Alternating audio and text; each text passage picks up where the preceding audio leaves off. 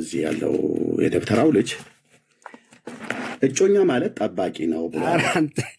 ሚዩት አድርግ፣ ሚዩት አድርግ፣ ሚዩት አድርግ፣ ሚዩት አድርግ። ግድ የለም አንዳችሁ እንዳታስወርዱት። ከእናትህ ጋር ሄደህ ቀለም እንድትበጠበጥ አድርጋለሁ። ሚዩት አድርግ። አሁን ዝም ብለህ ሚዩት አድርግ። ለኦርቶዶክስ እንደዚህ በመጽሐፍ አሰቃያለበት። ሚዩት አድርግ፣ ሚዩት አድርግ። እንዳታስወርዱት። ሚዩት ብቻ አድርጉ። ሚዩት ቡሽቲና እሱን ትችላለህ። እሱን እናንተ ግድ የለም። እሱ ተውት። እሱን ሲሳደብ ተውት፣ ችግር የለው። ሚዩት አድርግ። አሁን እንደዚህ ኦርቶዶክስ እንደዚህ ዘቅዝቄ ተረታቱን ሚዩት አድርግ፣ ሚዩት አድርግ። መዝገበ ቃላትህ እንዴት ይፈታዋል? ግዕዙን የግዕዙ መጽሐፍ ቅዱስ ሚዩት አድርግ። ጠባቂ ብለህ ተርጉመሃል አይደለ? የሴት ቅምጥ ግድ የለም። እሱን ተው፣ እሱን ችግር የለው። እሱን ጨርስና አሁን ህፍረት ብሎ የሚለውን ምን ብለው ተረጎሙ? ስነስርዓት አድርግ። ስነስርዓት ስታደርግ እኔም ስነስርዓት። እሺ ሲሳደብ ተውት ወገኖች፣ ሲሳደብ ተውት። ሲሳደብ ሰይትን እየቀለበች ሲሳደብ ተውት፣ ችግር የለም። እንደዛ ተውት። እሱ ላይ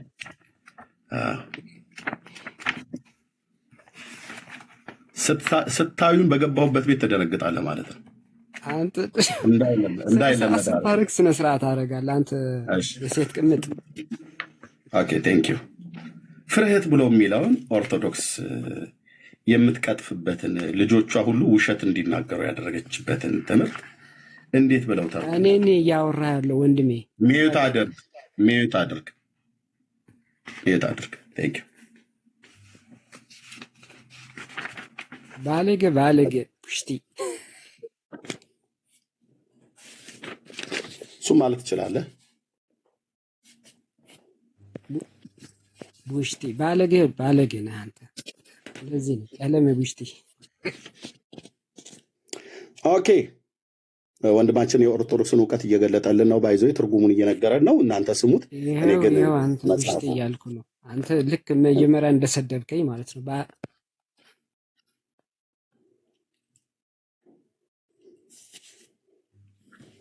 ቡሽቲ ቀለመ ቡሽቲ።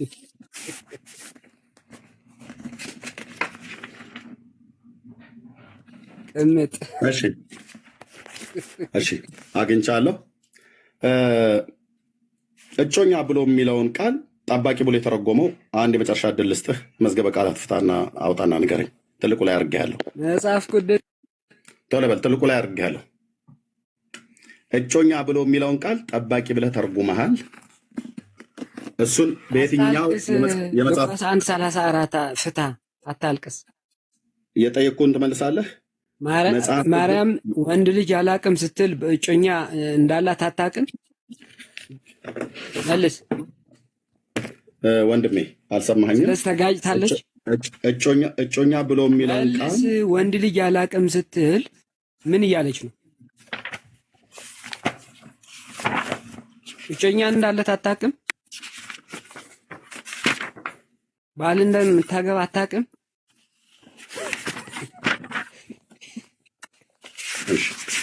ስጨርስ የምጠይቀህ ጥያቄ እጮኛ ብሎ የሚለውን ቃል አንተ ምን ብለህ ተርጉመዋል?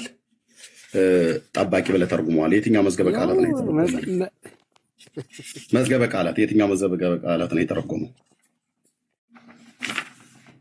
መዝገበ ቃላት ስጠኝ።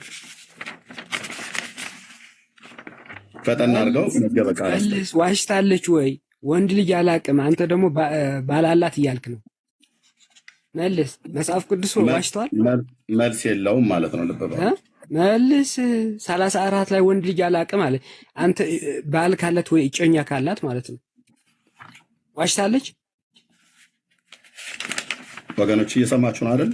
this is orthodox ቅምጥ።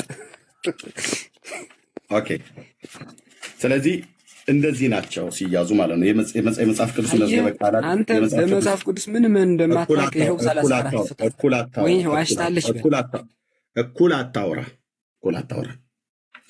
አንደኛ የመጽሐፍ ቅዱስ መዝገበ ቃላት አታልቅስ። 34 ፍታው።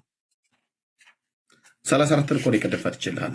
አንተ ነው መፍታት እና ዋሽታለች። ወንድ ልጅ አላቅም እጮኛ ካላት ለምን ወንድ ልጅ አላቅም አለች? ኦኬ የዋሸቿ የአንተ ቀጣፊዋ ማርያም የተባለችው ባል ካላት ለምን ወንድ ልጅ አላቅም አለች? ባል እንዳላች አታውቅም? እጮኛ እንዳላት የጌታዬ እናት አልዋሸችም። እቺ ግን ጣዖትህ እንደምትዋሽ ይኸው መጽሐፉን አምጥቻለሁ ድርሳነ ማርያም ላይ አሳያለሁ ማለት ነው። ልብ በሉ እኔ በመረጃ ነው የማወራው። የአንተቺ ጣዖት ነች የምትዋሸው። መዋሸቷንም ይኸው ድርሳነ ማርያም እዚህ ጋር አለ ላሳይ ነው ቀጥዬ። አሁን የጠየቅኩ ግን ሚዩት አድርግ። አሁን የጠየቅኩ ግን መዝገበ ቃላት የቱ ጋር ነው የፈታው እጮኛ ብሎ የሚለው ነው። ለሚስትን ቅሷ መከራውን እያየች አንተ ቁጭ ጎ ሌላ ተረኛ ኦርቶዶክስ ናግባ ለመሰቃየት የምትፈልግ ማለት ነው። በእውቀት እንደዚህ ነው ነፍስ ከስጋችሁ የምትጫወትበት። እቺ ጣዖታችሁ እንዴት እንደዋሸች ይኸው መጽሐፉ ድርሳነ ማርያም እዚህ ጋር አሁን ቀጥዬ ገልጠዋለሁ። ቀጣፊዋ ጣዖት እንዴት እንደዋሸች ከመልአኩ ጋር የተነጋገረችው ንግግር ብላችሁ የጻፋችሁትን እንዴት እንደዋሸች እዚህ ያሳያል። አሁን ግን እጮኛ ብሎ የሚለውን ቃል ጠባቂ ብሎ ተረጎመው። አንደኛ የኢትዮጵያ መጽሐፍ ቅዱስ ማህበር መዝገበ ቃላትን እንኳን አላመጣልኝም። ሁለተኛ የእነ አለቃ ኪዳነ ወልድ ክፍሌ ግዕዙ እንኳን ምን እንደሚል እንኳን አያውቅም። ቋንቋውን እጮኛ ብሎ የሚለውን ጠባቂ ብሎ አጻፈኝ። ቀደም ማን ነው እጮኛ ብሎ የሚለውን ጠባቂ ብሎ የተረጎመው ብዬ ስል የለውም መረጃ ማለት ነው። መረጃ የለውም ማለት ነው። ኦኬ ከኦርቶዶክሳውያን ከሚቃዡ ቅዠታም ደብተራዎች የሰማውን ወሬ ነው ይዞ የሚመጣው። የቋንቋው ሊቃውንት እንደዛ ብለው ፈተዋል? አልፈቱም። ከፈቱ ማምጣት ማሳየት ከኢትዮጵያ መጽሐፍ ቅዱስ ማህበር መዝገበ ቃላት ላይ እጮኛ ብሎ የሚለውን ቃል ጠባቂ ብሎ ያለ ማን ነው ነው የጠይቁ። ዋነኛ የቃሉ ቀጥታ ትርጉም ማን ነው ነው። እሺ ናገባ ቸርነት እንዲህ ቁም ስቅላችሁ ነው ማሳያችሁ። አንድ ፔንቴ እንደዚህ ይነዳሃል ማለት ነው። በመረጃ ዘመኑ የእውቀት ዘመን ነው። ስታወራ በመረጃ እኔ ችናን ቀጣፊ ነች ብያልኩን እዚህ ላይ ያሳያለሁ። ይሄው ቤተክርስቲያኒቱ በጻፈችው ኦርቶዶክስ በጻፈችው መጽሐፍት ላይ አሳያለሁ። አሁን ቋንቋውን ግን ቃሉን ግን እጮኛ ብሎ የሚለውን ቃል አንተ ጠባቂ ብለህ የተረጎምከው የትኛው የቋንቋ ሊቃውንት ናቸው የተጠቀሙት? ምድሪቱ ላይ ያለ መዝገበ ቃላት እጄ ላይ በሙሉ አልኩ በሙሉ 10 መዛግብተ ቃላቶች አሉ። የአዲስ አበባ ዩኒቨርሲቲ የተረጎመው አለቃ ኪዳነ ወልድ ክፍሌ ናቸው፣ ደስታ ተክለ ወልድ ናቸው። ማን ናቸው የተረጎሙት? የኢትዮጵያ መጽሐፍ ቅዱስ ማህበር መዝገበ ቃላት ነው የተረጎመው ወይስ ማን የተረጎመው? እጮኛ ብሎ የሚለውን ቃል ቀጥታ ጠባቂ ብሎ የሚል ማለት ነው። ሰማዩ ይጠቁርባቸዋል ማለት ነው። እሺ ቴንክ ዩ ቸርነት ኬት ሰላም ላንተ። ኬት ቤተ እምነት ነው? ፕሮቴስታንት ነው። ኦኬ እታችሁ ረዳታ ደም ታደርጋለህ። ኦርቶዶክሳዊ የሆነ ሰው ካለ ይግባ። ስናወራኛ በመረጃ ነው። በመረጃ እሺ ተመስገን።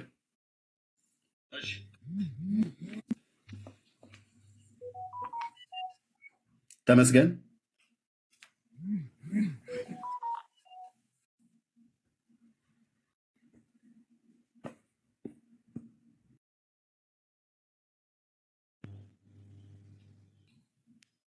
እሺ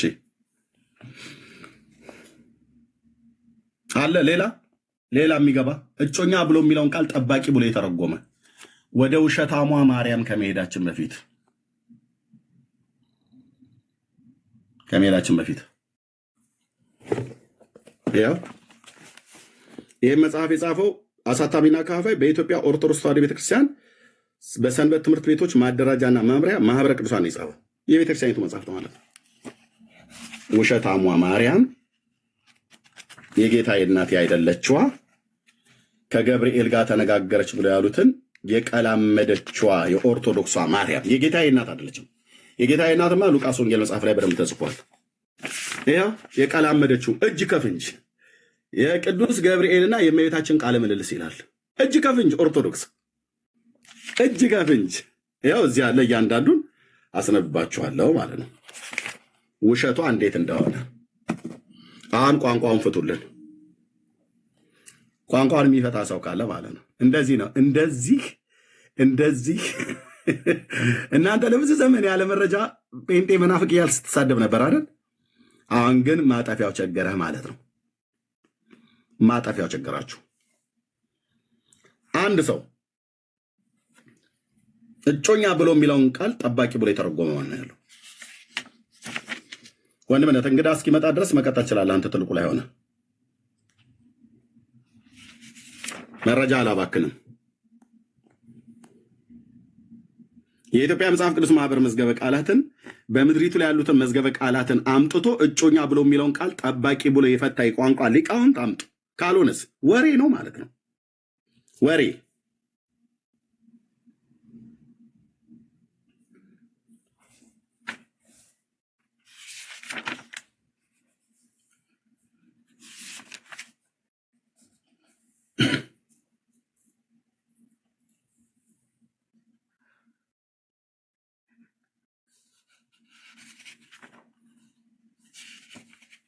የታሉ? ኑ ግቡ እንጂ ኑ ግቡ። እኔ እኮ አትግቡ አላልኩም። ግቡና ኑ ተናገሩ። አንድ ኦርቶዶክሳዊ ለመድኃኒትነት ይፈለጋል። ይህንን ቃል ሊተረጉም እናንተ እጮኛ ብሎ የሚለውን ጠባቂ ብላችሁ የተረጎማችሁትን እንደዛ ብሎ የተረጎመ ካለ ማለት ነው።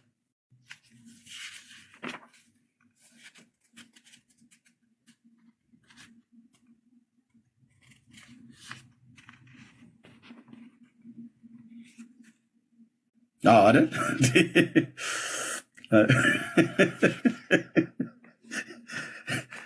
እንዴ? አንተ እንደፈለጋቸው መጽሐፍ ቅዱስ አያነቡ መዝገበ ቃላት። እሺ የትየው ቀጥይ።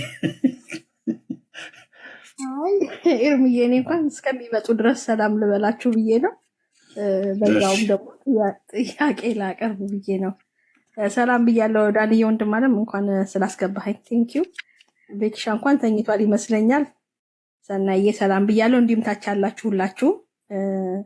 ኤርምዬ መቼም ጌታ ኢየሱስ ለአንተ የሰጠውን ጸጋ በትንሿ ጡብ ቢያደርግልን ጥሩ ነበረ እና ጌታ ኢየሱስ ዘመን ግን ይባርክ። ይሄን ሁሉ እየተሳደበ ብለህ አስጨረስከው። በጣም ደንቆኛልና እኔ ግን የዚህ ሰውዬ አንደኛ ነገር አማርኛ አንደኛ ቋንቋ የመጀመሪያ ቋንቋ አይመስለኝም ኤርምዬ ፈርስ ላንጉጁ። ምክንያቱም እጮኛ ማለት የተጋባ ጋብቻ ማለት አይደለም። አንድ ሰው እጮኝነት ሲደረግ ጋብቻ ውስጥ አልገባም። ጋብቻ ውስጥ ያልገባ ሰው ደግሞ ወደ መኝታ አይሄድም። ሰውየው ይሄ የገባው ራሱ አይመስለኝም ኤርምዬ። በሱ ኦኬ 10 ጊዜ የሚደጋግመው እጮኛ ካላት ለምን ባል አይደለም ያላት እኮ እጮኛ ነው ያላት። አልገባውም ይመስለኛል ኤርምዬ። ይሄ ያውቃል፣ አውቆ ነው። ጸጊ በቅንነት ለመረዳት ነው ጥረት እያደረግሽ ያለሽ። መሞከርሽን አደንቅልሻለሁ። እህትየው ተነጋግራችሁ ካልገባችሁ በስተቀር አማርኛ ጥረት ያለበት አይመስለኝም።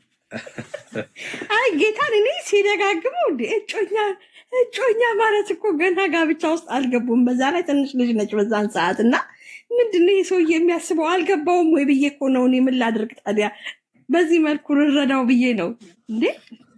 አውቀው ነው በኢየሱስ እንዲህ ካላሉ በስተቀር ህዝቡ ያመልጣቸዋል ከእጃቸውና ቤተክርስቲያኒቷን በደንብ ያውቃል፣ አማርኛ ጠንቅቆ ያውቃል።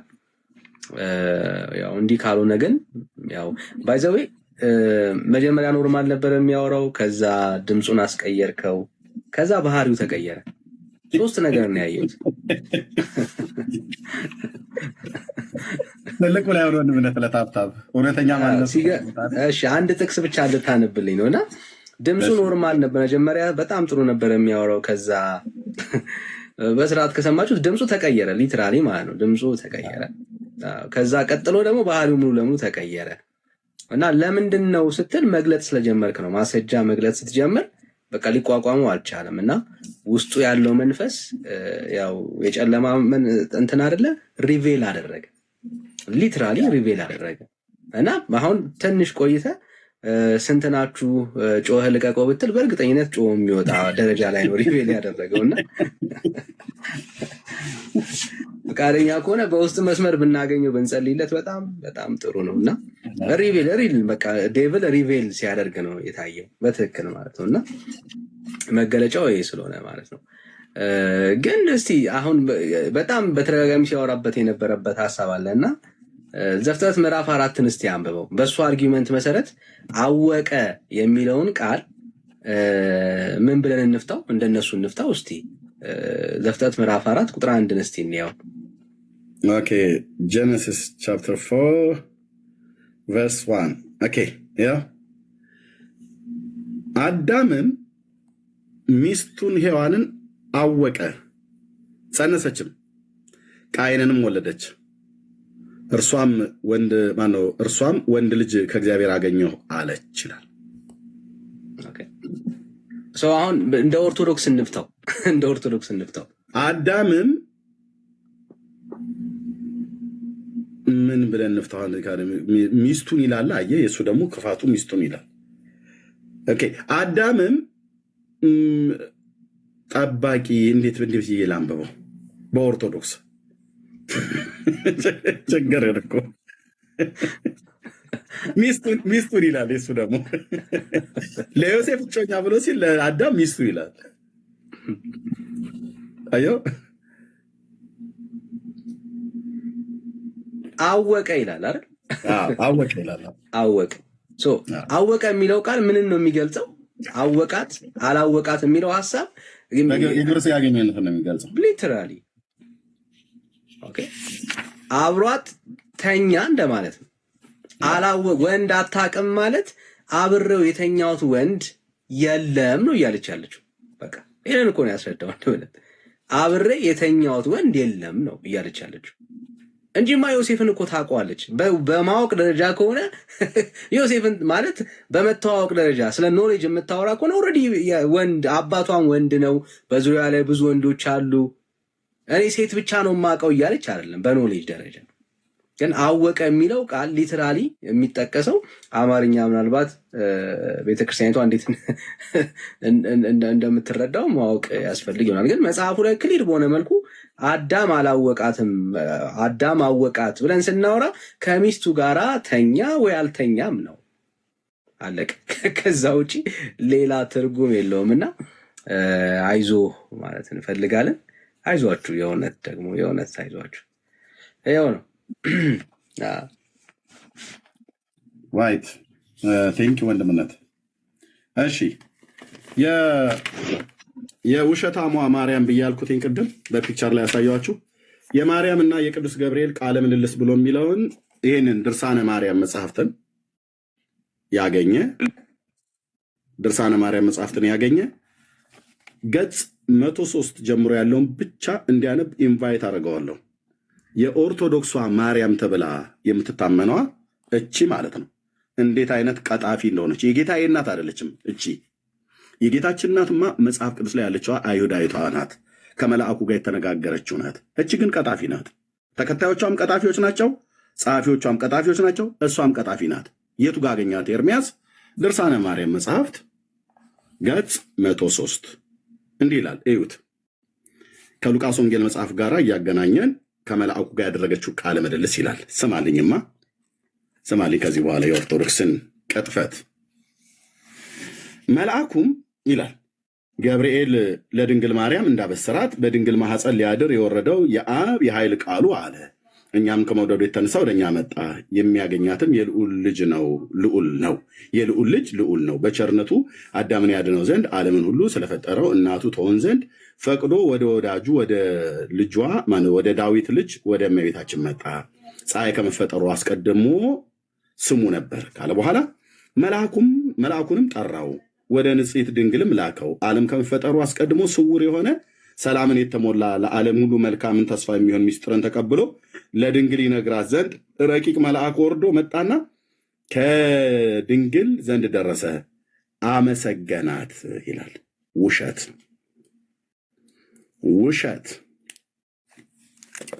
ኦኬ፣ ይሄ ምንድን ነው? ውሸት አያመጡም። እንግዲህ አሁን እየነቀልኩ ሳወጣለህ ማለት ነው። አመሰግናት እጅ ነሳትም። ከዛስ ሁሉን የሚያስደንቅ የመጸነሷን ዜና ነገራት። ድንግልንም የጌታዬ እናቱ ሰላምታ ላንቺ ይገባሻል፣ ከሴቶች ተለይተሽ የተባረክሽ ነሽ፣ የማኅፀንሽ ፍሬ የተባረከ ነው አላት። ውሸት አላላትም። ውሸት። ይህንን ቃል ያለችው የጌታዬ እናት የማኅፀንሽ ፍሬ የተባረከ ነው ያለቻት ማናት? የኤልሳቤጥ ናት። እሺ እሱ እንኳን ራሱ ብሎ ቢላት ግን እንሄዳለን። ኦኬ መልአኩንም ጌታዬ ሆይ አንተ ማን ነህ? የምትናገረው ዜና ምንድን ነው? የተናገርከው ይህ ዜና ስለ እኔ ድንቅ ነው፣ ምክንያቱንም አላውቅም አለችው። መልአኩን ጌታዬ ሆይ አንተ ማን ነህ አለችው ይላል። ውሸት አላለችውም። ውሸት ጌታዬ ብላ በፍጹም አላለችውም። መጽሐፍ ቅዱስ እንመን የእናንተን ቅዠት እንመን አላለችውም። መልአኩም አንቺ ከሴቶች ትበልጫለሽ አላላትም። ውሸት ትበልጫለሽ አላለም። ውሸት። እግዚአብሔር ቃል በአንቺ ያድር ዘንድ መረጠሽ፣ አትፍሪ፣ ጸጋን አግኝተሻልና ቸርነቱ ለዓለም ትመላ ዘንድ አላት። እመቤታችን ማርያም መለሰችለት መልአኩ እንዲህ አለችው፣ ጌታዬ ሆይ እማልድሃለሁ አላለችውም። ውሸት። ጌታዬ ሆይ ብላ መልአኩን አልጠራችውም። ውሸት። ጌታዬ ሆይ እማልድሃለሁ፣ አታስፈራራኝ፣ የምትለውን አልቀበልህም፣ ከእኔ ወግድ አለችው። ውሸት። የኦርቶዶክስ ውሸት። እንደዚህ ነው የምዘከዝክልህ። ውሸት እያላችሁ ጻፉ። የኦርቶዶክስ ማርያም እቺ ትዋሻለች። ቀደዳ አልኩ። በቃ ቀደዳ፣ የጣዖት ቀደዳ። የጌታዬ እናት ማርያም ግን ተናገረች ከመልአኩ ጋር ስታወራ? በፍጹም። የጌታዬ እናት ማርያም የተናገረችው ከመልአኩ ጋር የተጻፈው ሉቃስ ወንጌል ላይ ግልጽ ሆኖ ተጽፏል። ከቃሉ አገልጋዮች የሰማው ሉቃስ ጽፎልናል። ፒሪየድ። አታስፈራራኝ፣ ወግድ፣ ወደዛ ዞር በል ምናምን ነገር አላለችውም። ውሸት። እመቤታችን ማርያም መለሰች፣ መልአኩን አለችው አንተ እሳት ነህ አላለችውም። ውሸት። የለበስከውም የእሳት ፍም ነው አላለችውም። ውሸት። እሳት ሆይ አታስፈራራኝ አለችው።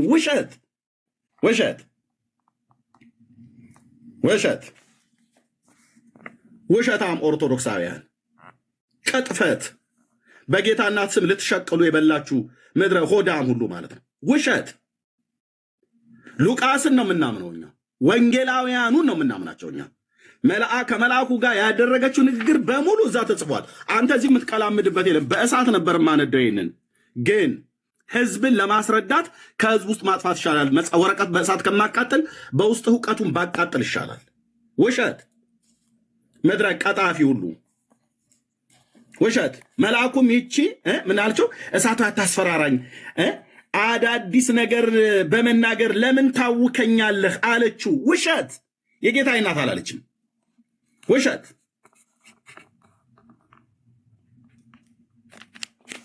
አታጭበረብሩም፣ አታምታቱም። ይህንን ህዝብ አታምታታም ስልህ እኮ ብዬ ስልህ እኮ ዝም ብሎ አይደለም።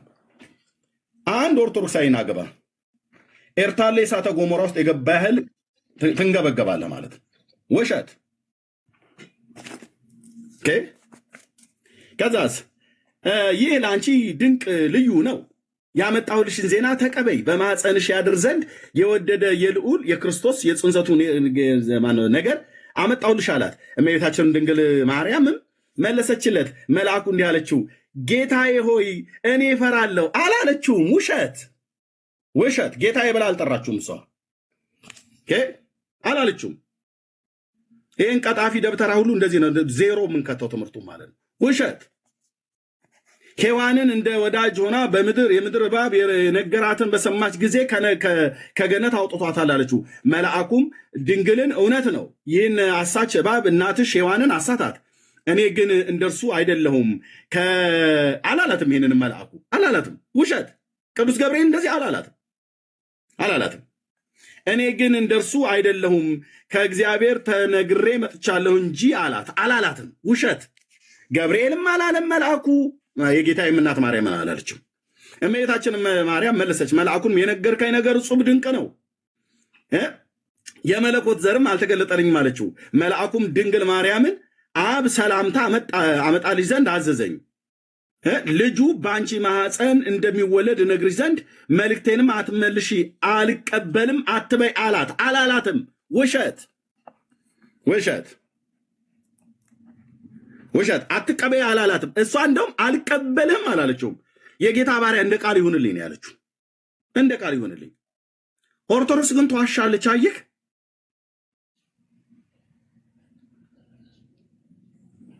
አቢሾ የጠጡ የደነዘዙ ቄሶች የጻፉትን ቅዠት እዚህ አምጥተህ እኛ ላይ አትታታም።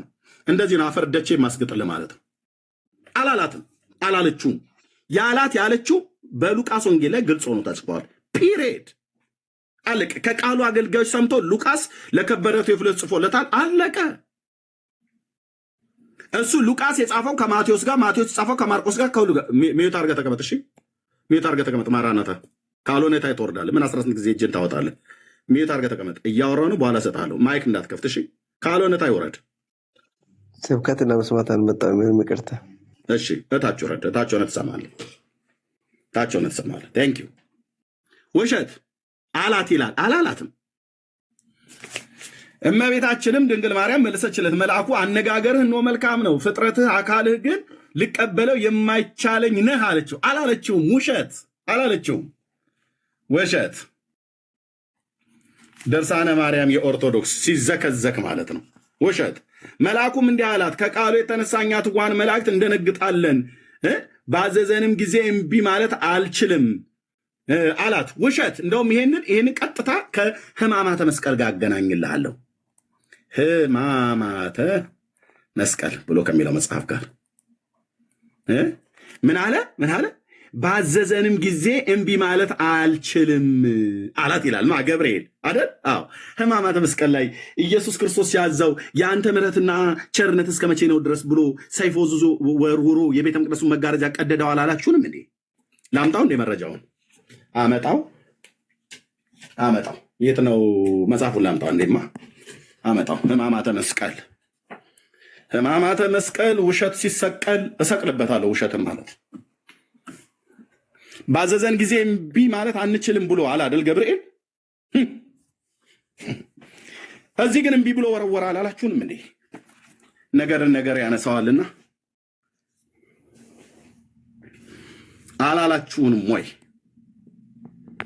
እናንተ ትውልድ ላይ እንደዚህ ቁማር የምትጮቱ ሕማማተ መስቀል ያው መላእክት በጊዜ ቀትር ሊያመልኩት በመጡ ሰዓት ላይ ሚካኤል አርመመ ወገብርኤል ተደመ አመሰቀልዋ ይሁድ ለእግዚእነ እንደሚል በጊዜ ቀትር መጥተው መላእክት ተነጠፉ፣ ተዘረጉ እና ገብርኤል ግን ተቆጦ፣ ሚካኤል ያደንቅ ነበር፣ ገብርኤል ግን ተቆጣ፣ ተናደደ፣ ተበሳጨ።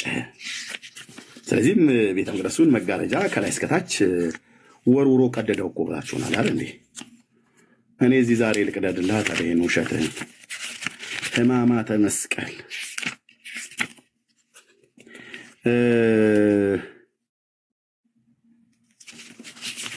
እሺ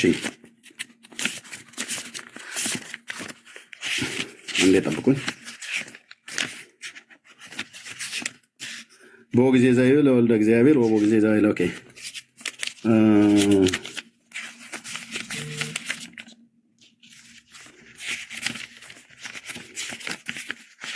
አንዴ ጠብቁኝ ወደ ወገኖቼ፣ በጣም ከይቅርታ ጋር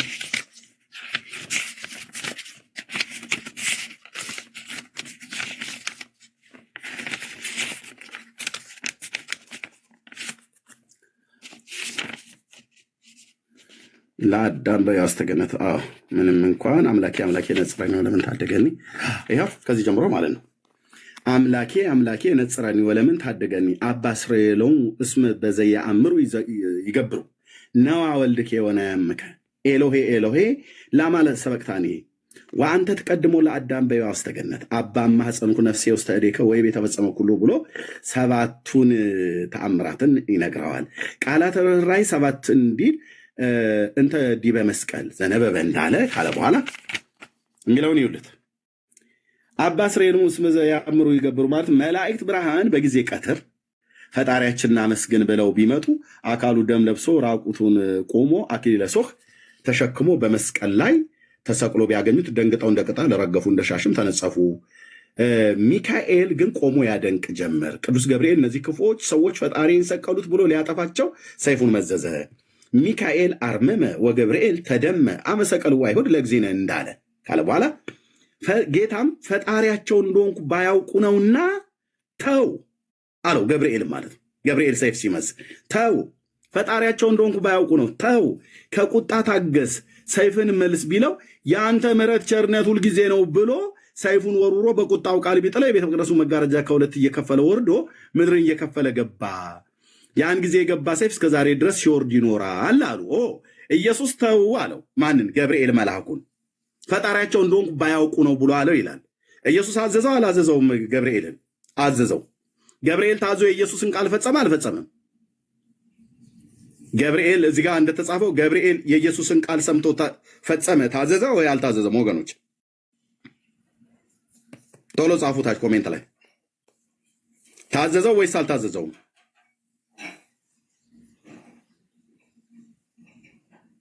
እንዴ ኮሜንት ቆሞ ነው ወይስ ምንድን ነው? አልታዘዘም አይደል? አዎ አልፈጸመም፣ አልታዘዘም። ኖ ነው ያለው። አልታዘዘም። ልክ ናችሁ። አልታዘዘም ማለት ነው። እሺ ድርሳነ ማርያም ላይ ታዲያ ገብርኤል አደር ሲያነጋግራት መልአኩም እንዲህ አላት፣ ከቃሉ የተነሳ እኛ ትጉሃን መላእክት እንደነግጣለን፣ ባዝ አልችልም አለ። ውሸት ውሸት። ሕማማተ መስቀል መረጃ ውሸት። እናንተ ናችሁ የምትቀልዱት ሰው ላይ። ይኸው እዚህ ገብርኤልን ሲያዘው ተው ከቁጣ ታገስ ሰይፍን መልስ ብሎ ቢለው የአንተ ምሕረትና ቸርነት ሁልጊዜ ነው ብሎ ሰይፉን ወርሮ በቁጣ ቢጥለው የቤተ መቅደሱ መጋረጃ ከሁለት ተቀደደ ብላ ኦርቶዶክስ ተዋሕዶ ቤተክርስቲያን ክደት ታስተምር አልቻለም አደባባይ ላይ። ኤርምያስስ ክደቷን አደባባይ ላይ ያጋልጣል ማለት ነው። ታዘዘ ገብርኤል አልታዘዘም? ይኸው ይህንን ለጌታ እናት ለማርያም ነገራት አልነገራትም? አንችልም ብሏል። ከሁሉ ትበልጫለሽ አላላትም? ውሸት። የአብ ፈቃድ ነውና እመቤታችን ማርያምም ለመልአኩ መለሰችለት፣ ጌታዬ ሆይ ተጨነቅሁ ፈርቻለሁና አለችው። ውሸት ውሸት።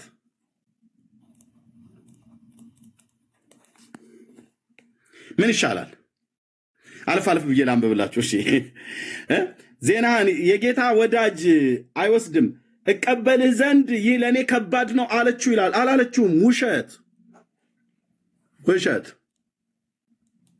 ዜና የሚያስጨንቅ ነው እንዳልከው አልቀበልም አለችው፣ መልአኩን ማለት ነው።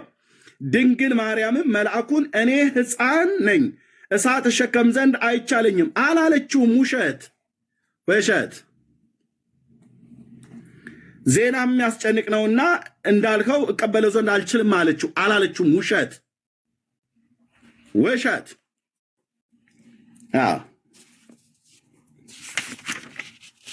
ይሄ እዚህ በሙሉ ለዚህ በጣም እውነት ያለ ጌታ ሆይ እንዳትዋሸኝ እማጸናሃለሁ አለችው፣ አላለችውም? ውሸት።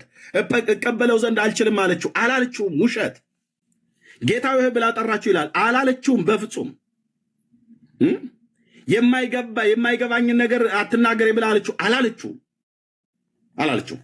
ይሄ በሙሉ ዛሬ በጣም እፈራለሁ አንተም አስፈራራኝ አላለችውም? አላስፈራራትም? ውሸት። ይሄ በሙሉ ማለት ነው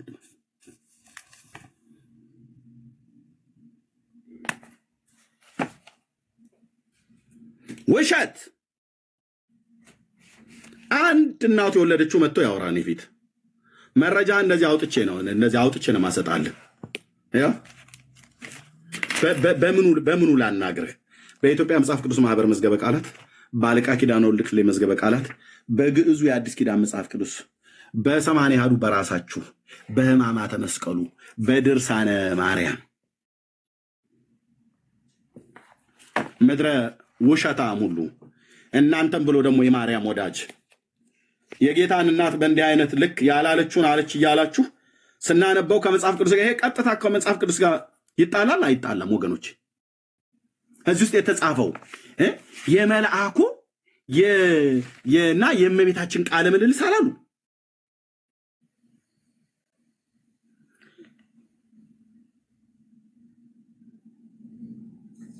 ከመጽሐፍ ቅዱስ ጋር ይጣላል አይጣላም? ይሄ ንግግር ወንድሞቼ እናቶቼ መልሱልኝ። እዚህ ያላችሁ ሰዎች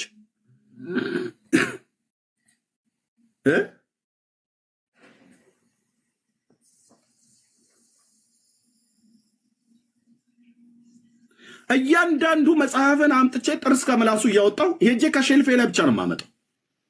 ከሼልፍ ላይ ብቻ ማውረድ ነው የሚጠበቅብኝ አልኩ። ጥርስ ከምላሱ እያወጣው አንብቤዋለሁ እያንዳንዱ መጽሐፍት።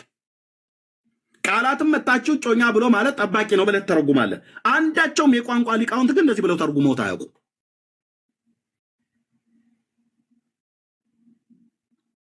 እናንተም ብሎ ደግሞ ማርያምን ወዳጅ ቀድማውን ስናገር ሰውን ኦፌንድ ቢያደርግ ይመስላል አይደለ? የኦርቶዶክስ ማርያም ውሸታም ነች አልኩ። ይሄው እዚህ በስሟ የተጻፈ ማለት ነው። በድርሳነ ማርያም ላይ በሌላ መጽሐፍት ላይ የተጻፈ በሙሉ መጽሐፍ ቅዱስ ላይ ከምናውቃት ከጌታ እናት ውጪ ነው የምታወራው።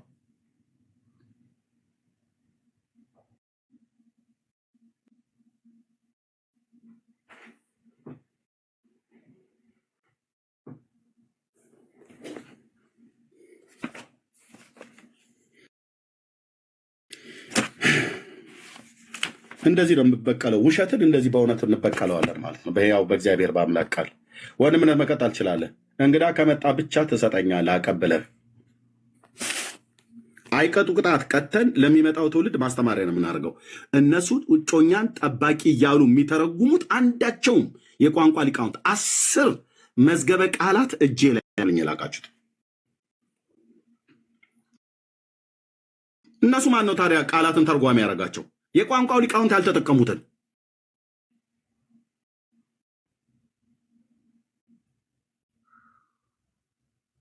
በጣም ብዙ ትውልድ የተያዘው በዚህ ተረት ነው። ከነሱ ብሶ ማርያም እንወዳታለን ብለው ይላሉ።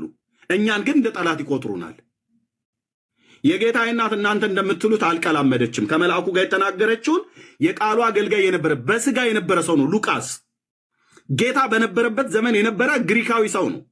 ጌታችን ኢየሱስ ክርስቶስን በስጋ አይኑ አይቶታል። እሱ በነበረበት ዘመን የነበረ ሰው ነው። ከቃሉ አገልጋዮች እንደተረዳው ጻፈ። በጥንቃቄ ነው የጻፈው ሲጽፍ። እንደውም ሉቃስ ዝም ብሎ እንዳይዘላብድ ሲጽፍ እንኳን ለከበረ ቴዎፍሎስ ሲጽፍ ምን ብሎ እንዳለው ላሳያችሁ። የሉቃስ ወንጌል መጽሐፍ ምዕራፍ 1 የምታውቁት ማለት ነው። የአምላክን የእግዚአብሔርን ቃል የምታነቡ ወንድሞቼ እናቶቼ ታውቁታላችሁ። እዚህ ስንት የማያነብ አለ እኮ አልኩ። በደመ ነፍስ የሚንቀሳቀስ ስንት አለ። ይኸው የከበረ ቴዎፍሎስ ከመጀመሪያው በአይን ያዩትና የቃሉ አገልጋዮች የሆኑቱ እንዳስተላለፉልን ይላል።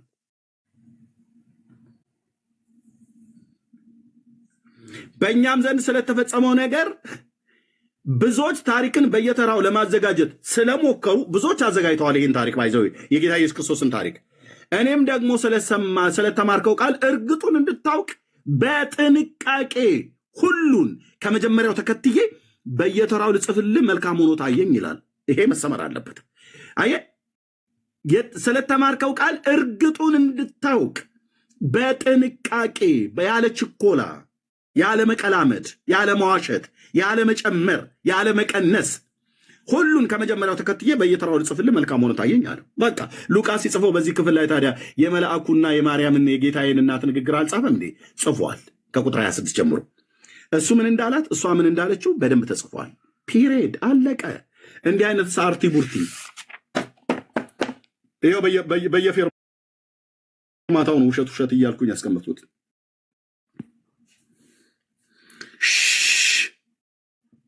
አንድ ኦርቶዶክስ ወሬ እንዳታወሩ። ድርሳነ ማርያም እያልክ ጣዋት ተነስተህ ፀሐይ እየሞክ የምታነበው መጽሐፍት እንዲህ ነው የሚዋሸው። መጽሐፍቶቻችሁ የሉቃስ ወንጌል ከተረከው ጋር ከጻፈው ጋር እዚህ የጻፉት መጽሐፍት አይገናኝም። ታዲያ ይህንን እንክርዳድ እንቀበል እንዴ? አንቀበልም። አለቅ ለታብታም እንዲመች ተባረኩ፣ ቀጥሉ።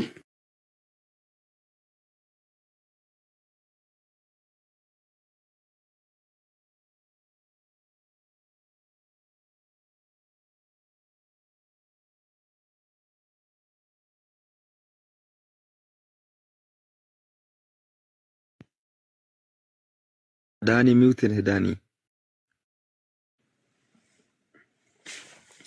እሺ ወንድም ነህ፣ ጸጋ ይብዛልህ፣ ተባረክ። ጌታ ኢየሱስ ይባርክ። እንቀጥላለን። ኦርቶዶክስ ሰው ካለ አንድ ቁጥር ይጻፍልን። በተነሱት ጉዳዮች ላይ እንደ ኦርቶዶክሳዊ መሞገት እችላለሁ፣ ማውራት እችላለሁ የሚል ሰው ካለ አንድ ቁጥር የሚጻፍልን ወይ ደግሞ ሪኩዌስት ይላክልን። ቀላል የሚሆነው እንደ የሰው ከሆነ መላክም ደግሞ መጻፍም ትችላላችሁ። እግዚአብሔር አምላክ ዘመናችሁን ይባርክ። ሪፍሬሽ አድርጉት። ትንሽ ሰዓት እንቆያለን፣ ገና ነው ሰዓቱ። ስለዚህ ሪፍሬሽ አድርጉት፣ እናነቃቀው፣ ሰዎች ጋር እንላክ፣ እንድረስ። ተባረኩልኝ። ቴንክ ዩ ጋይስ። እሺ ሜላይ እንኳን ደህና መጣ፣ ዌልካም ብለናል። ወሬር እንዴት ናችሁ? ሁሉ ሰላም? ሻሎም ብለናል። ሰላም ለእናንተ ይሁን። እንዴት ናችሁ? ዳኒ ሁሉ ሰላም? ሜላይ አሜሪካ ጸጊ እውነት ያልና ዋሬር ከዋሬር ጋር ቆን አብረን ነበር። እንዲሁም 400 ቤተሰቦች የጌታ ጸጋና ሰላም ከሁላችን ጋር ይሁን። ገድላትና ኦርቶዶክስ ብለህ ሰው ይገባል ብለን የነሱ አይደል እንዴ? የማን ነው ነገር? አይ ማውናውን እንደሰብክ ያሉት እዛ ኦርቶዶክስ ወደ ምሕረቷ ላይ ሄደን ብንወያይ ነው የሚሻለው። እነሱ ጋር ራሳቸው ጋር እዛው መሆን አለበት እንደሱ። እንዴት ነው? ይስማማችኋል ወገኖች? ይስማማችኋል? እሺ አይ ይመጣሉ፣ ተስፋ እናረጋለን። ይመጣሉ፣ ተስፋ እናረጋለን። እንዴ እንደዚህማ ፈርተውት ሸሽተውት እንዴት ይችላሉ? አለን በሉ ኦርቶዶክሳውያን፣ አለን በሉ፣ አለን በሉ። ዋሬር እንኳን ደህና መጣ፣ ሰላም በለን። የጠፋ ሰው ዜዶ አለ። ሁላችሁንም ሰላም ብለናል።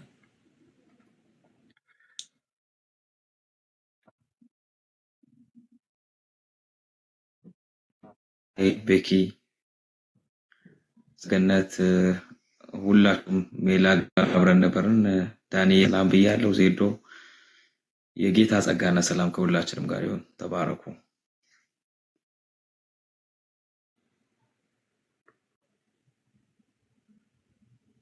እሺ አሜን። ቴንክ ዩ ተባረክ። ዜዶ ዜዶ ዜዶ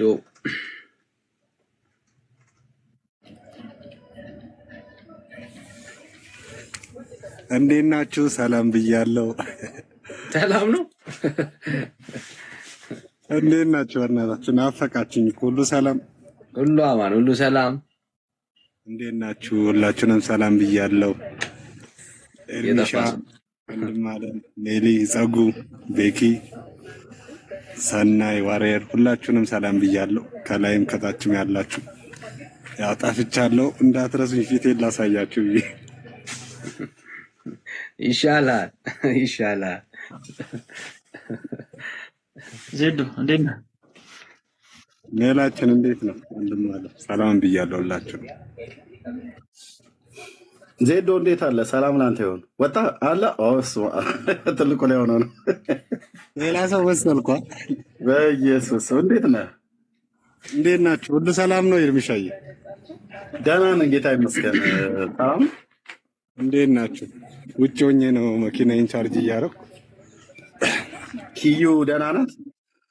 ሁሉ ሰላም ነው። ኤርሚዬ እንዴት ናችሁ? ሁላችሁም ተናፍቃችኋል። በስመ አብ ከስንት ጊዜ በኋላ በጣም በጣም ኤርሚ ረዥም ጊዜ 8 ወር 9 ወር ሆነኝ መሰለኝ። በስመ አብ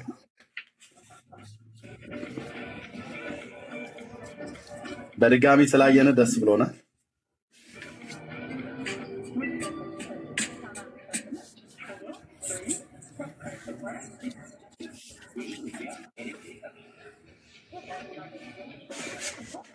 ዜዶችን ስላገኘን ደስ ብሎናል።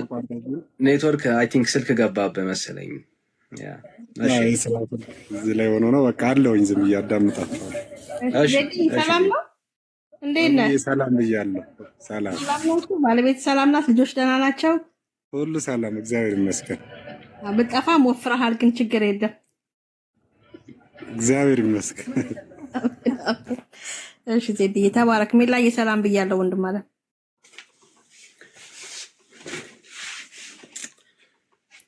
እነ ሜላንም ሰላም አላልኳቸውም እኮ ለካ ዋሬር ሰላም ወንድምነት ሜላ እንዴት ናችሁ? በድጋሚ እንዴት ናችሁ? ሰላም ብያለሁ። ጌታ ይባረክ። አሜን አሜን። አሁን ይሄ ሁሉ አያላን በተሰበሰበበትማ ማንም አይገባም ወንድምነት። የምር የማርያም ጉዳይ እኮ ግን በጣም ኢንተረስቲንግ ነበር። በተለይ እጮኛዋ ነው ምናምን በጣም በቃ ጠባቂዋ ነው እጮኛዋ የሚለው ቃል ጠባቂዋ ነው ያልሽ ቤተክርስቲያኒቷ ትሸሻለች እና እሺ ካላችሁ መግባት ትችላላችሁ። የተነሱትን ሀሳቦች ሰምታችኋል ብዬ አስባለሁ እና እንደ አንድ ኦርቶዶክሳዊ ገድላትን በተመለከተ ቤተክርስቲያኒቷ የምታምንበትን መልስ አለኝ የሚል ኦርቶዶክሳዊ ካለ በቃ በደስታ ማለት ነው። ዲያቆናት ቄሶች እንዳላችሁ የምትሰሙን እናውቃለን እና ካልሆነ እንግዲህ ያው ርዕስ እንቀይርላችኋለን። ወንድምነትም ዙሩን እንትን ብለዋል አክረኳል፣ ግን ላላርገን ነው የምንጠይቃችሁ ብዬ አስባለሁ። እኔ ኦርቶዶክሳዊ ነኝ የሚል ሰው ካለ ፕሊዝ እስቲ እድል እንስጣችሁ ኦርቶዶክሳዊ ነኝ የሚል ካለ ማለት ነው። ካልሆነ ግን እንቀይርላችኋለን። ሜላ እንዳለው እዛው አውደ ምሕረት መተን እንጠይቃለን።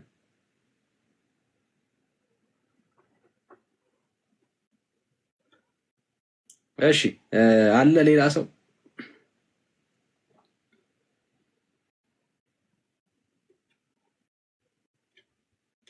ሌላ ኦርቶዶክስ ያለ? እሺ የኔ አደው እኔና ተቀበሉኝ። አንተማ ስንጠራ እኮ ዝም አልክ፣ ፈርተህ መሰለን እኮ። አረ በጣም ከእኔ እንትን አልኩኝ ታውቃለህ። በጣም ላይክ ስሜት ያደረገኝ ወንድምነትን ዝም ብሎ ሲናገረው ምናምን ነገር ደበረኝና ደግሞ እኮ በጣም ግልጽ ነው። ዝቅ ብሎ እኮ ቢያነበው እኔ ወንድ አላውቅም ያለችበት ጉዳይ ይታወቃል። እንዴ ከገብሬ ጋር የምታደርገውን ባክ ኤንድ ፎርስ ኮንቨርሴሽን ልጁ እንዴት አላወቀ? ደግሞ ምን ችግር አለው? ከወለደች በኋላ ከዮሴፍ ጋር ምን ባሏ ነው? ውጭኛ ነው? ምን ሊያያት ነው እንዴ? ሊያገባት ነው? ለአንዳንድ ጊዜ ጀስት እንዲህ ጭንቅላትን ካልደፈነ በስተቀር ሰው ግልጥ ብሎ የሚታይ ነገር አላየውም በሚል አይነት ሙድ እኔው ይደብራል። ግን ወንድምነትን እንደዚህ ሲናገረው እኔ አይ ዶንት ላይክ ካም በኋላ ግን አልቀመጥም። በነገራችን ላይ ኤርሚ ሲሳደቡ ምናምን ካልክ ሲጨርሱ ነው የምመለሳለሁ አብሬ ማለት ነው። እኔ ጆሮዬ እንደዚያ ነገር መስማት ደክሞታልና ያ ለማንኛውም ሰላም ብያለሁ። ኤርማያ ዳንሻዬ ሰንዬ እንደ የጸግዬ ዋሪስ ሜላዬ ማከላኩልት ቆይቷል። አርፍዶ ነው የመጣው። አርፋጅ እንግዲህ ታውቃለህ አገር ቤት እኔ ትምህርት ቤት ምናምን ነገር ቁጭ ብድግ ነበረ። አሁን ተሻሽሎ ከሆነ አላውቅም እንጂና አርፍዶ ነው የመጣው። ሜላዬ ሁላችንም ሰላም ብያለሁ። ከተወለዳችሁ ክርስቲያን ወንድምናቶቼ በቃ እንኳንም ክርስቲያን ሆንኩኝ። መጠቀልለው በቃ እንኳንም ክርስቲያን ሆንኩኝ። በዛ ፕራውድ አደርጋለሁ። ተባረኩ። እሺ ያ ተባረክ፣ ጸጋ ይብዛልህ። ኦርቶዶክሳዊ ሌላ ኦርቶዶክሳዊ አለ? ኦርቶዶክሳዊ ቅድም በጣም ሲያወራ ወንድምነት ስትሯሯጡ ነበርና ካላችሁ አንድ ቁጥር ጻፉልን። ጌታ ኢየሱስ ይባርካችሁ። ሌሎቻችን ግን እስቲ እንደ አዲስ ሪፍሬሽ እናድርገው።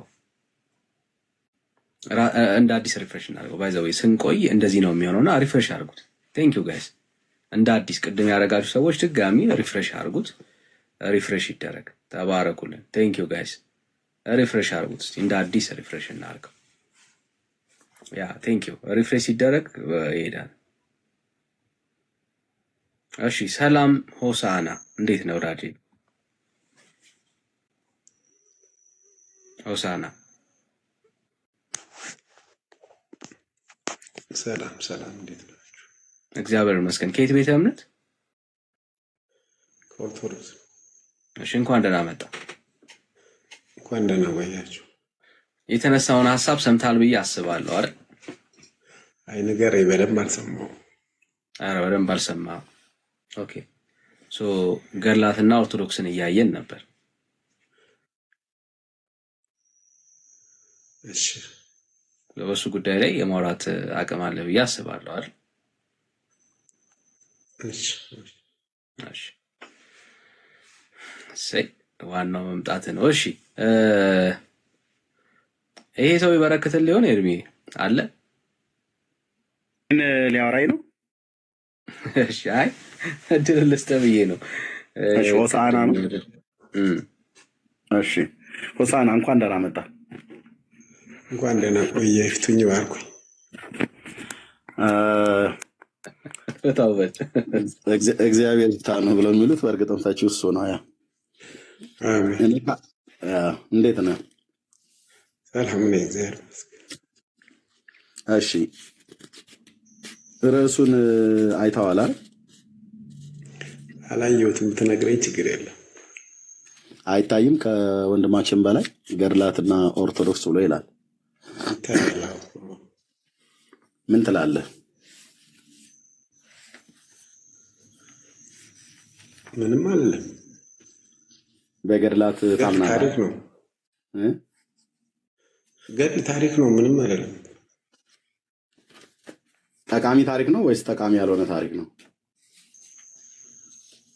ምንም ይጠቅም አይደለም። ያው ለምሳሌ የሰው ታሪክ ምንም ሊጠቅምም ይችላል። ይጠቅማል የምለው ነገር የለኝም፣ ግን በደንብ እያብራራ ብትጠይቀኝ የተሻለ ይሆናል ብዬ አስባለሁ። ለምሳሌ ገድለ ተክለ ሃይማኖት አሁን ለአንተ ምንም አይጠቅምም? አንብቤውም አላውቅም በነገራችን ላይ። ለምን ስለማይጠቅም ነው ያላነበብከው? አዎ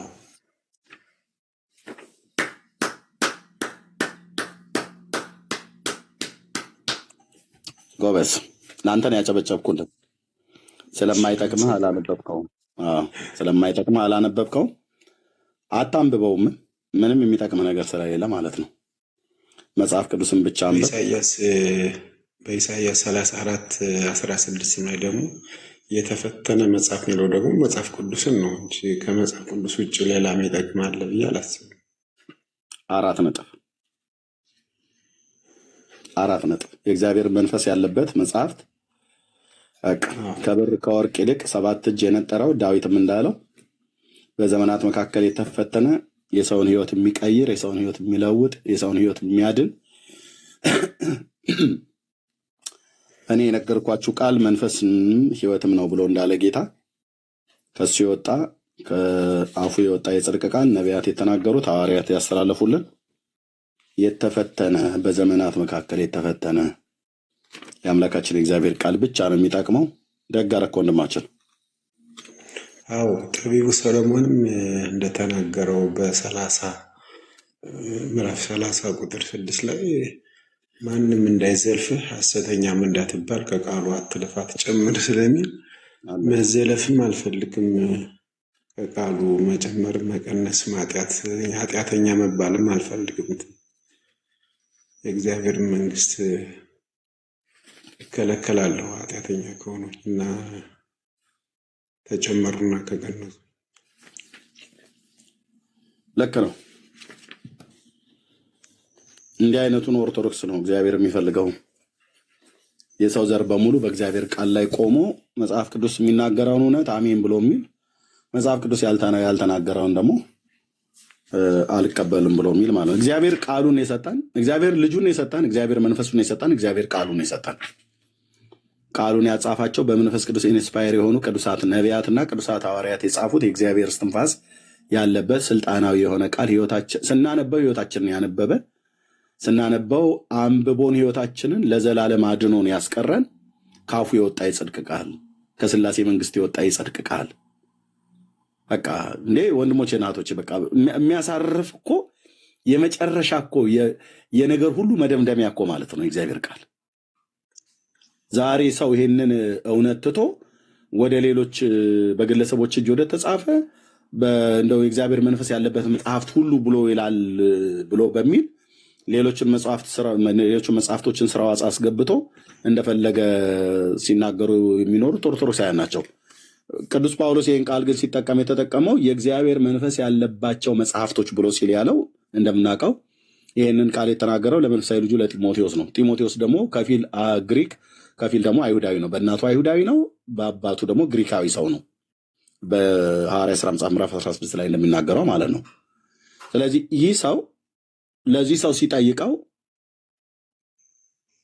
ለዚህ ሰው ሲነግረው ቅዱስ ጳውሎስ የእግዚአብሔር መንፈስ ያለበት መጽሐፍት ሁሉ ብሎ ከማለቱ በፊት ግን ከሕፃንነትህ ጀምረህ ብሎ ያለው ቃል አለ። አይሁዳውያን ከሕፃንነታቸው ጀምሮ የሚያነቧቸው ኢየሱስ ክርስቶስን በማመን መዳን የሚገኝበትን ጥበብ ሊሰጡ የሚችሉት ቅዱሳት መጽሐፍት ብሎ ያላቸው ጳውሎስ አንደኛ በጳውሎስም እጅ ላይ የነበሩ በብራና የተጻፉ ናቸው። ይህን ብሎ ሲለው ቅዱስ ጳውሎስ ምንም ጥርጥር የለም ታናክን እያለው እንዳለ ማለት ነው።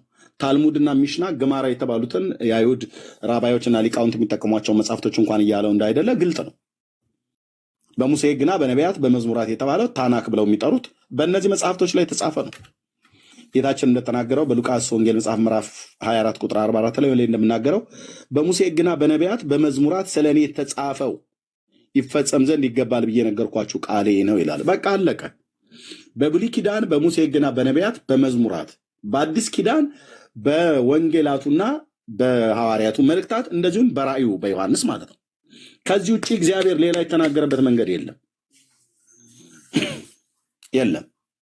እነዚህን መጽሐፍት ስናነብ በሙሉ ከዘፍጥረት እስከ ራእይ በሙሉ ስናነብ አብርሃምን እንድንታመነው የሚያደርግ አንድ ጽሑፍ የለም። አንድ ጽሑፍ በመላእክት እንድንታመን የሚያደርግ ሁለተኛ ጴጥሮስ ምዕራፍ 3ንም ብታነብልኝ ጥሩ ነው። ምዕራፍ 3 ቁጥር 1 እና 2ንም በዛው ብትነግረኝ ጥሩ ነው።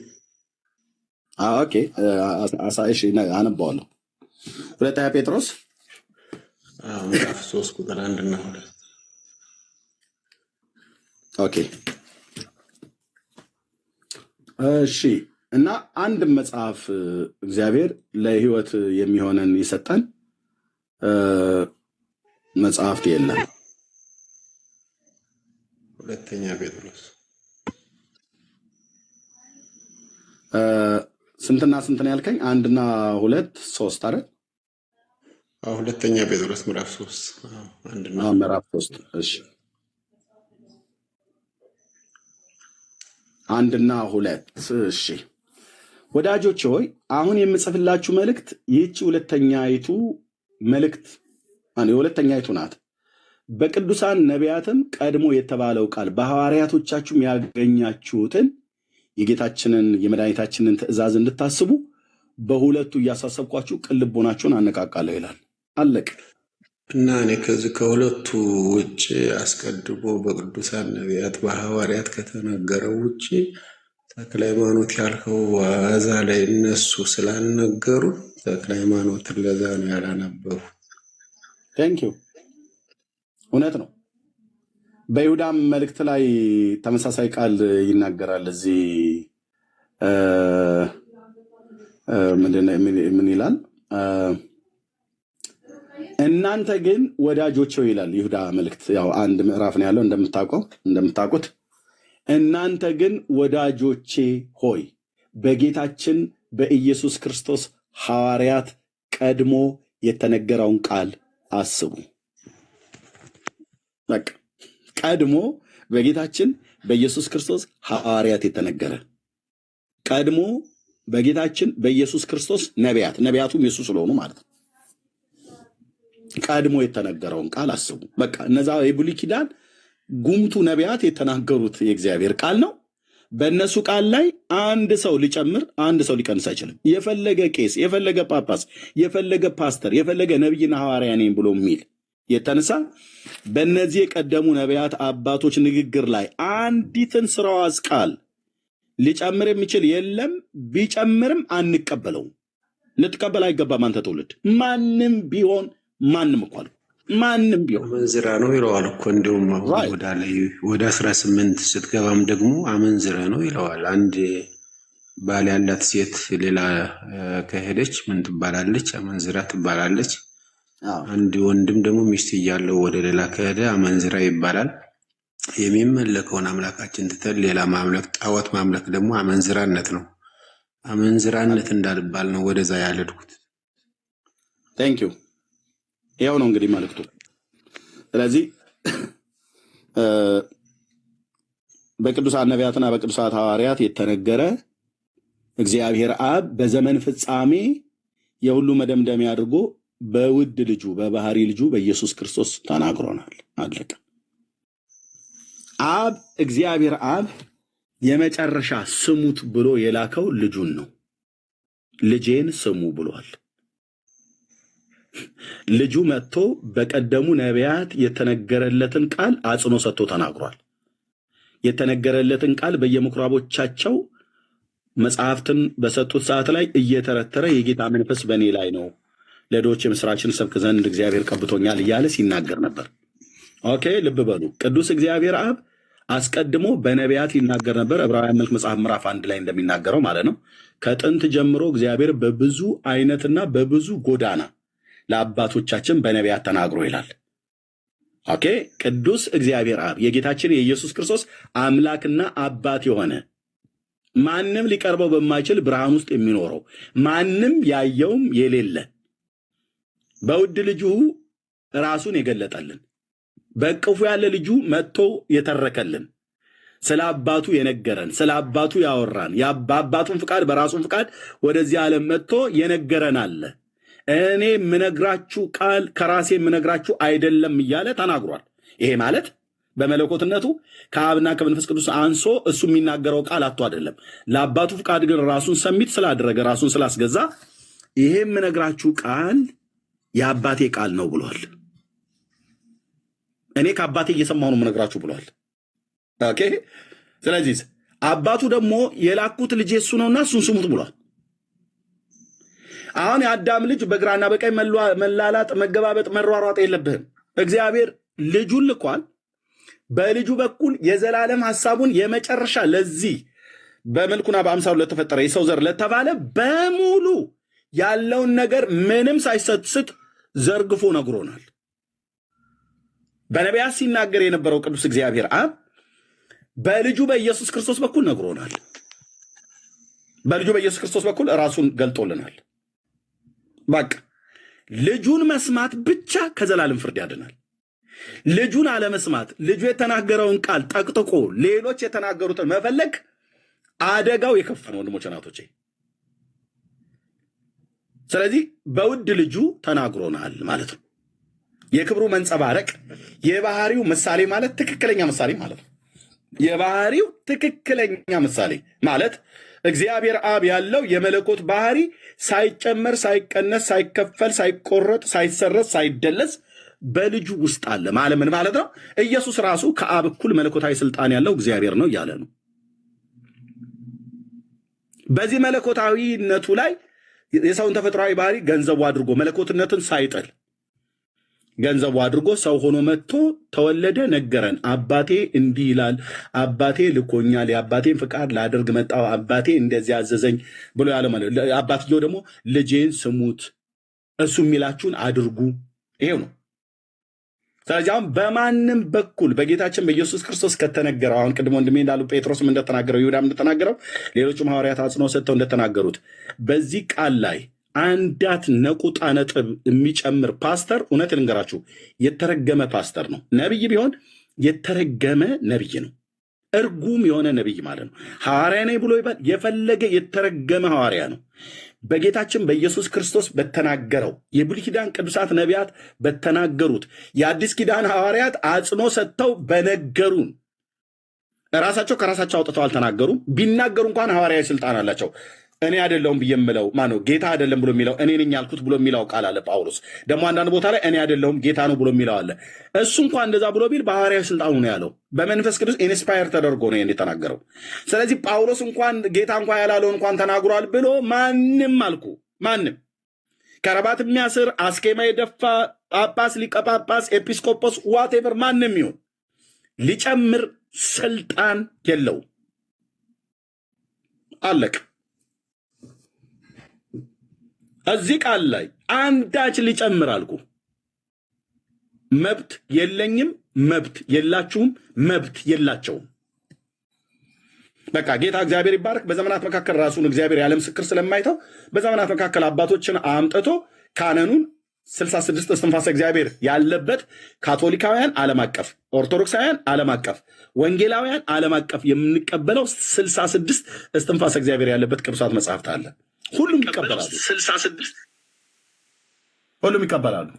በቃ ከሱ ቃል ወደ ግራም ወደ ቀኝ ማንም። እነዚህን መጽሐፍቶች ስናነባቸው ተናግሬ ልስጥ ነሜላም ስላሉ ወንድሞች እዚህ እነዚህን መጽሐፍቶች ስናነብ 66ቱን እስትንፋሰ እግዚአብሔር ያለባቸው 39 ብሉይ ኪዳን 27 የአዲስ ኪዳን መጽሐፍትን ስናነባቸው ወንድሞች እናቶቼ የጌታችን የመድኃኒታችን የኢየሱስ ክርስቶስን ታላቅነት ማለት የዘላለም ኃይሉን ዓለም ሳይፈጠር አስቀድሞ መላእክትን ሳይፈጠሩ አስቀድሞ ከዘላለም ከአብና ከመንፈስ ቅዱስ ጋር የነበረ እና ያለ መሆኑን ዓለማትን የፈጠረ ገባሬ ሰማያት ወምድር መሆኑን ሁሉን የፈጠረ ከሆነውም እንኳን አንዳች ያለ እርሱ እንዳልሆነ ይነግረናል ማለት ነው። ከዘፍጥረት እስከ ራእይ የሚነግረን የጌታችን የኢየሱስ ክርስቶስን ፈጣሪነትና አምላክነቱን ነው። የዘላለም ኃይሉን ነው የሚያወራ። ለሰው ልጆች በደልና ኃጢአት ደግሞ ሊሞት ለመሞት ደግሞ የሰውን ተፈጥሯዊ ባህሪ ገንዘብ ማድረግ ስለነበረበት ከአብርሃም ዘር በስጋ እንደሚወለድ ከብዙ ሺህ ዓመት በፊት በባሪያዎቹ በነቢያት አፍ ሲናገር ኖሯል። እግዚአብሔር ምልክትን እየሰጠ ማለት ነው። ምልክትን እየሰጠ ሕዝቅኤል ይህንን ነው እየተነበየ ያለፈው። ኤርምያስ፣ ኢሳያስ ይህን እየተናገረ ነው ያለፈው። እንባቆም ይህን እየተናገረ ነው። ሚኪያስ ይህን እየተናገረ ነው ያለፈው። ዮናስ ይህንን እየተናገረ ነበር ያለፈው። በአሳ ነባሪ ሆድ ውስጥ እንኳን መግባቱ ለእግዚአብሔር ለኢየሱስ ክርስቶስ ምሳሌ እንደሆነ ነው ጌታ እየተናገረ የነበረው። እስራኤል ባይረዳ እኛም ባንረዳ እሱ በአሳ ነባሪ ሆድ ውስጥ 3 ቀን መቀመጡ የጌታ የኢየሱስ ክርስቶስ ስለ ሰው ልጆች በደልና ኃጢአት በምድር ከርስ ውስጥ እንደሚያድር መሆኑን ራሱ ባለቤቱን ተናግሮታል። ስለዚህ ነቢያቱ በውድቀታቸውም በብርታታቸውም በምሳሌም በቅኔም አድርገው የተናገሩት ስለ እግዚአብሔር ልጅ ነው፣ ስለ ዳዊት ልጅ ነው። ለዚህ ነው ዘካርያስ ሲናገር የእስራኤል ጌታ አምላክ ይባረክ ጎብኝቶ ለሕዝቡ ቤዛ አድርጓልና ከጥንት ጀምሮ በነበሩት በቅዱሳን ነቢያት አፍ እንደተናገረ በብላቴናው በዳዊት ቤት የመዳንን ቀንድ አስነስቷል እያሉ ይናገሩ የነበሩት እነዚያ የብሉይ ኪዳን ነቢያት ማለት ነው። ስለዚህ ብሉይ ኪዳንን እኔ ሙሉ በሙሉ እንዳነበበ ሰው ልንገራችሁ፣ ሙሉ በሙሉ እንዳነበበ ሰው 180 ምናምን ነገር የሚሆነው አብዛኛው ከመሲሁ ጋር የተገናኘ ንግግር የሚናገረው በቅኔም በተምሳሌትም በምሳሌያዊ ንግግር በሙሉ ሲነገር የነበረው ማለት ነው። የአዲስ ኪዳን ሐዋርያት እንደዚሁ የተናገሩት የጻፉለት ማለት ነው። እነዚህን መጽሐፍቶች ስናነብ ሁላቸውም በእግዚአብሔር ልጅ ላይ ባለን እምነት የኃጢአታችን ይቅርታ እንደምናገኝ የብሉይ ኪዳን ነቢያት እንኳን ማለት ነው የቆመውን የእሴይን ሥር አሕዛብ ይፈልጉታል፣ ማረፊያውም የተከበረ ይሆናል ይላል። ኢሳይያስ ደግሞ በ42ኛው ምዕራፍ ላይ ሲናገር አሕዛብ በስሙ ተስፋ ያደርጋሉ ይላል። አየህ፣ የኃጢአታቸውን ይቅርታ እንዲያገኙ ከኢየሩሳሌም ከተማ ጀምሮ ስሜን ወዳልሰሙት ዝናዬን ወዳልሰሙ ወደ ሩቅ አገሮች እልካቸዋለሁ ብሎ በኢሳይያስ መጽሐፍ ላይ ሲናገር የነበረው የምስራቹን ቃል የሚያወሩ ማለት ነው። ከእስራኤል ቤት ብቻ አልፈው በአሕዛብ ሀገሮች ሁሉ ጭምር ወጥተው የእስራኤል አምላክ ከፀሐይ መውጫው እስከ መጠለቂያው ድረስ የተመሰገነ እንደሚሆን ለስሙ በስፍራ ሁሉ ዕጣን ያጥኑልኛል ብሎ ሲናገር የነበረው ትንቢት ጭስ ያጨሱልኛል እያለ አይደለም ዕጣን የተባለው የምስጋናን መስዋዕት ከፀሐይ መውጫ እስከ መጥለቂያው ድረስ ማለት ነው። ዝናዬን ወዳልሰሙ ወደ ሩቅ አገር ልካቸዋለሁ ብሎ ሲነገር የነበረው የጌታን የኢየሱስ ክርስቶስን ሞትና ትንሣኤ ብሎም አዳኝነቱን መሆኑ ነቢያቱ እንኳን በጥቂት ተረድተውት ነው ያለፉት። በኋላ ላይ ነው እውን የሆነው። ሂድ ወደ ዓለም ሁሉ ብሎ ማለት ነው። ቅዱስ የሆነውን የማይለወጠውን ለዘላለም ድነት የሆነውን የማይለወጠውን ወንጌል ከፀሐይ መውጫው እስከ መጥለቂያው ድረስ በእጃቸው አስይዞ ላከ ይላል። እነሱም በወጡበት አገሮች በገቡበት ከተማ ሁሉ ምድርና ሞላዋን ባህርና የብሱን በሱ ያሉትን ፍጥረታት ወደ ፈጠረ ወደ ሕያው እግዚአብሔር ዞር እንዲሉ ወንጌል እንሰብክላችኋለን ብሎ ጳውሎስ በዛ በአርዮስ ምንድነው በልስጥራ ደርቤ የተናገረው ማለት ነው። ምድርና ሞላዋን ባህርና የብሱን በሱ ያሉትን ፍጥረታት ወደ ፈጠረ ወደ ሕያው እግዚአብሔር ዞር እንድትሉ ወንጌል እንሰብክላችኋለን አለ። አየህ፣ ወንጌል የሚሰበከው መጽሐፍ ቅዱስን የሚሰብከው ወደ ሕያው እግዚአብሔር ዞር እንዲሉ እንጂ ወደ ፍጥረት ዞር እንዲሉ አይደለም። እኛ እኮ የምስራች ብለውን እኮ የሚነግሩን ቅድም እንዳልኳችሁ አቡነ ተክለ ሃይማኖት የሚባሉ ነበሩ በአፄ ገብረ መስቀል ዘመን በ12ኛው መቶ ክፍለ ዘመን ብሎ የሰው ታሪክ እኮ ነው የሚነግረን። ሁኬርስ እኛ ታዲያ ምን ይመለከተናል? አንተ በላይ ዘለቀ የሚባል አዎ ኢትዮጵያዊ ነበሩ እናውቃለን። አቡነ ተክለ ሃይማኖትም በታሪክ ውስጥ የነበረ ሰው ነው እናውቃለን። አዎ እኛ ምን ይፈይድልናል ብራዘር? እሱን ማወቅ እውነተኛ አምላክ የሆንከውን አንተን ያውቁ ዘንድ ነው ብሎ ያለው እንጂ ተክለ ሃይማኖትን ማወቅ ለኛ ከዘላለም ሕይወት አኳያ ምን ይጠቅመናል? ምንም። ከኢትዮጵያዊነት አኳያ ለታሪክ የምናነሳው ቦታ ላይ ልናነሳው እንችላለን። እንደ ታሪክ ደጃች በላይ ዘለቀ እንደምናነሳው፣ ራስ አሉላ አባነጋ እንደምናነሳው፣ አፄ ቴዎድሮስን እንደምናነሳቸው፣ አፄ ሚኒሊክን፣ መንግስቱ ኃይለማርያምን መለስ እንደዚህ እንደምናነሳ ልታነሳ ትችላል በታሪክ ውስጥ። ከዘላለም ሕይወት አኳያ ግን ተክለ ሃይማኖት ምን ፈየደልን? ምንም። ምን ፈየደልን? ምንም። ተክለ ሃይማኖት አልከኝ አብርሃም ምን ፈየደልን? ታላቁ አባት ጻድቁ አባት ምንም። ጳውሎስ ራሱ ምን ፈየደልን? ከዘላለም ሕይወት አኳያ ምንም። መልእክቱን ከማስተላለፍ አኳያ የጌታ የታመነ ሐዋርያ ነው። ጳውሎስ ግን ለእኔ ለዘላለም ሕይወት መዳን ምን ያደረገው ነገር አለ? ምንም። ሊያደርግስ የሚችለው ነገር አለ? የለውም። ታሪኩ ምን ነበር? ነፍሰ ገዳይ የነበረ ሰውዬ ጌታ ደማስቆ ላይ አግኝቶ ታሪኩ እስኪቀይረው ድረስ ተደባዳቢ የነበረ ነፍሰ ገዳይ አይሁዳዊ ነው፣ ፈሪሳዊ ስመጥር። ምን ፈየደልን ለኛ? ምንም። የፈየደልን የእግዚአብሔር ልጅ ኢየሱስ ነው። እሱን ደማስቆ ላይ ሲያገኘው ተገለጠለት። ስለዚህ ራሱ ጳውሎስ ነፍሴ በእኔ ዘንድ እንደማጠቅም እንደ ከንቱ ነገር ቆጥራታለሁ እስኪል ድረስ በሄደበት በገባባቸው ከተሞች ሁሉ ማለት ነው ቤት ተከራይቶ ሮም ላይ ቤት ተከራይቶ በተከራየው ቤት ጠርቶ አይሁዳውያንንም አሕዛብንም ይሄን ጌታ ነበር ይሰብክ የነበረው። በጢራኖስ ትምህርት ቤት፣ በተለያዩ አደባባዮች፣ በግሪክ በአቴና ከኢየሩሳሌም ጀምሮ እስከ ኤልዋሪቆ ድረስ ሐዋርያዊ ጉዞ ባደረገበት በባህር በየብስ ለድሃ ለሀብታም ለአገረ ገዢ በሰንሰለት ታስሮ በወታደር ትከሻ ላይ ሆኖ በምድር እየሄደ እየተራበ እየተጠማ የተሰበከው ከዳዊት ዘር የሆነውን ኢየሱስ ክርስቶስን እስከ መስበክ ድረስ እንደ ክፉ አድራጊ መከራን ተቀበል ብሎት እሱ ራሱ መከራ እየተቀበለ ለመንፈሳዊ ልጁ ለጢሞቴዎስ ሁሉ ጭምር ሳይቀር ሰብኮት ያለፈው ይሄ ነው። ጳውሎስ ከዘላለም ድነት አኳያ ምን ፈየደልን? ምንም። ማርያም ጌታችን ናት። ምን ፈየደችልን? ምንም። ብራዘር ወልዳለች አትበለኝ ታዲያ። እኔ ከዲጃ ልጅ የወለደች እኮ አላልንም። ምንም። ኦኬ። ለዘላለም ሕይወት ምን ያዋጡልን ነገር አለ? ምንም ያዋጡልን ነገር የለም። ነፍሱን የሰጠኝ አንድ፣ ስጋውን የቆረሰ አንድ፣ ደሙን ያፈሰሰ አንድ፣ ቤዛ የሆነን አንድ ነው። መስቀል ላይ የተንጠለጠለው አንድ። ከመስቀሉ ግርጌ ያሉት አብረው አልተቆጠሩም ብራዘርዬ። መስቀል ላይ የተሰቀለውም ከመስቀልም ግርጌ ያለችው ማርያም ቤዛ ናቸው አላሉ ቅዱሳት ሐዋርያት አላሉ። መስቀሉ ግርጌም ያለ ዮሐንስ ርቆ የሚከተል የነበረ ጴጥሮስ አብረው አዳኞች ናቸው አልተባሉ። ዳርያስ አልተባሉም። አንተ የምትለው ሰውዬ ከየት አምጥተህ ነው? አልተባሉ። ርቆ የሚከተል የነበረ ነበር ጴጥሮስም ደቀ መዛሙርቱ ሌሎቹ ሁሉ ፈርተው። ዮሐንስ ምንም እንኳን መስቀል ስር ሆኖ እንዘ ይብል ወይሌ እያለ ብሎ ቢል ወይኔ እንኳን እያለ ቢጮ ቢያለቅስ ከጌታ መከራ የተነሳ መስቀሉ ግርጌ ነበረች ማርያምም ሌሎችም እንደዚሁ። ኦኬ። መስቀል ስር ያለው ሁሉ ያድናል ብለህ ካልከኝ የሮም ወታደሮችም ነበሩ መስቀሉ ግርጌ የነበረ የሚስቅም የሚቀልድም የሚተፋበትም የሚያሾፍበትም ነበር። መስቀል ግርጌና መስቀል አካባቢ ላይ ያሉ መስቀሉ ግርጌና መስቀሉ አጠገብ የነበሩ በሙሉ ያድናሉ ተብሎ አልተጻፈም። መስቀሉ ላይ ብቻ የሞተው ጌታ የእግዚአብሔር ልጅ ኢየሱስ የዳዊት ልጅ ኢየሱስ ነቢያት እንደተናገሩት ስለ ኃጢአታችን እርግማን ሆኖ በእንጨት ላይ እንደሚሰቀል የተነገረው እሱ ጌታ ብቻ ነው የሚያድነው። ስለዚህ ጌታ በሙሉ ብሉይና አዲስ ኪዳን ይነግሩናል። ስለሱ ሲነግሩ ነው ማርያም በታሪክ ውስጥ የገባችው። አብርሃም ስለሱ ሊነግረን ነው። አብርሃምን በታሪክ ውስጥ አስገብቶ የሚናገረን ዋነኛው አብርሃም አይደለም ብራዘር፣ ዋነኛው ይስሐቅ አይደለም፣ ዋነኛው ያዕቆብ ነው ብሎ ያለ ማን ነው? ማን ያለ? ስለ ያዕቆብ ለመተረክ ብሎ አይደለም መጽሐፉ የሚነግረን።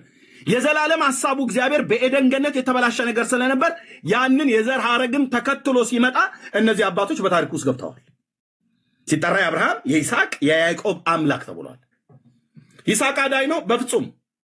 ግን እግዚአብሔር የማን ነው? የይስሐቅ አምላክ ነው። የይስሐቅ አምላክ እንጂ አዳኙ ይስሐቅም አዳኝ ነው ተብሎ አልተባለልህም። የአብርሃም አምላክ እንጂ አዳኙ አብርሃምም አዳኝ ነው አልተባለልህም። የያዕቆብ አምላክ እንጂ የተቤዠን ያዕቆብም ይቤዣችኋል አላለም። ኦኬ የሳራ አምላክ እንጂ አዳኙ ሳራም ታድናለች አላለም። የማርያም አምላክና የማርያም በስጋ ስለወለደችው ልጇ ነው እንጂ አዳኙ እሱም እነሱም ያድናሉ አልተባለም። ያው ነው ጠንፈፍ ያለ እኮ አልኩ። እንደዚህ ብለህ የምትተፋው እንደ ጉሽ ጠላ የምትጠፋው እውነት እንኳን ማን ውሸት የለም እዚህ ውስጥ የለም። ስለዚህ የነዚህ አባቶች አምላክ ጌታችን ኢየሱስ ክርስቶስ የዘላለም አምላክ የአብርሃም አምላክ ያህዌ እኮ ማለት ታውቃላችሁ፣ ያህዌ እኮ ነው። የአብርሃም አምላክ እቤቱ ገብቶ ከሁለት መላእክት ጋር በሩን አንኳኩቶ የመጣለት ጌታ ቂጣ ጋግሮ ያበላው አምላክ በሰው አካል በሶስት ሰዎች ሆነው መጥተው እቤቱ የገባው ያህዌ የዛሬ ዓመት ወደ አንተ መጣለሁ አለው። ይስሐቅን ከሳራ ማህፀን እንዲሰጠው ተስፋ የገባለት አምላክ በጣም ይግረምህ አብርሃም ብሎ ማለት ነው። የአብርሃም አምላክ የአብርሃም ልጅ ተብሎ ሊጠራ ኪዳን እንገባለት። ሃሌሉያ! ኪዳን ማለት ነው። የአብርሃም አምላክ ያህዌ የአብርሃም ልጅ ተብሎ እንዲጠራ እንዴት ድንቅ ነው! የአብርሃም አምላክ የአብርሃም ልጅ ተብሎ ሊጠራ እዚህ ሽማግሌ ቤት መጣ ጌታ ሊወለድ።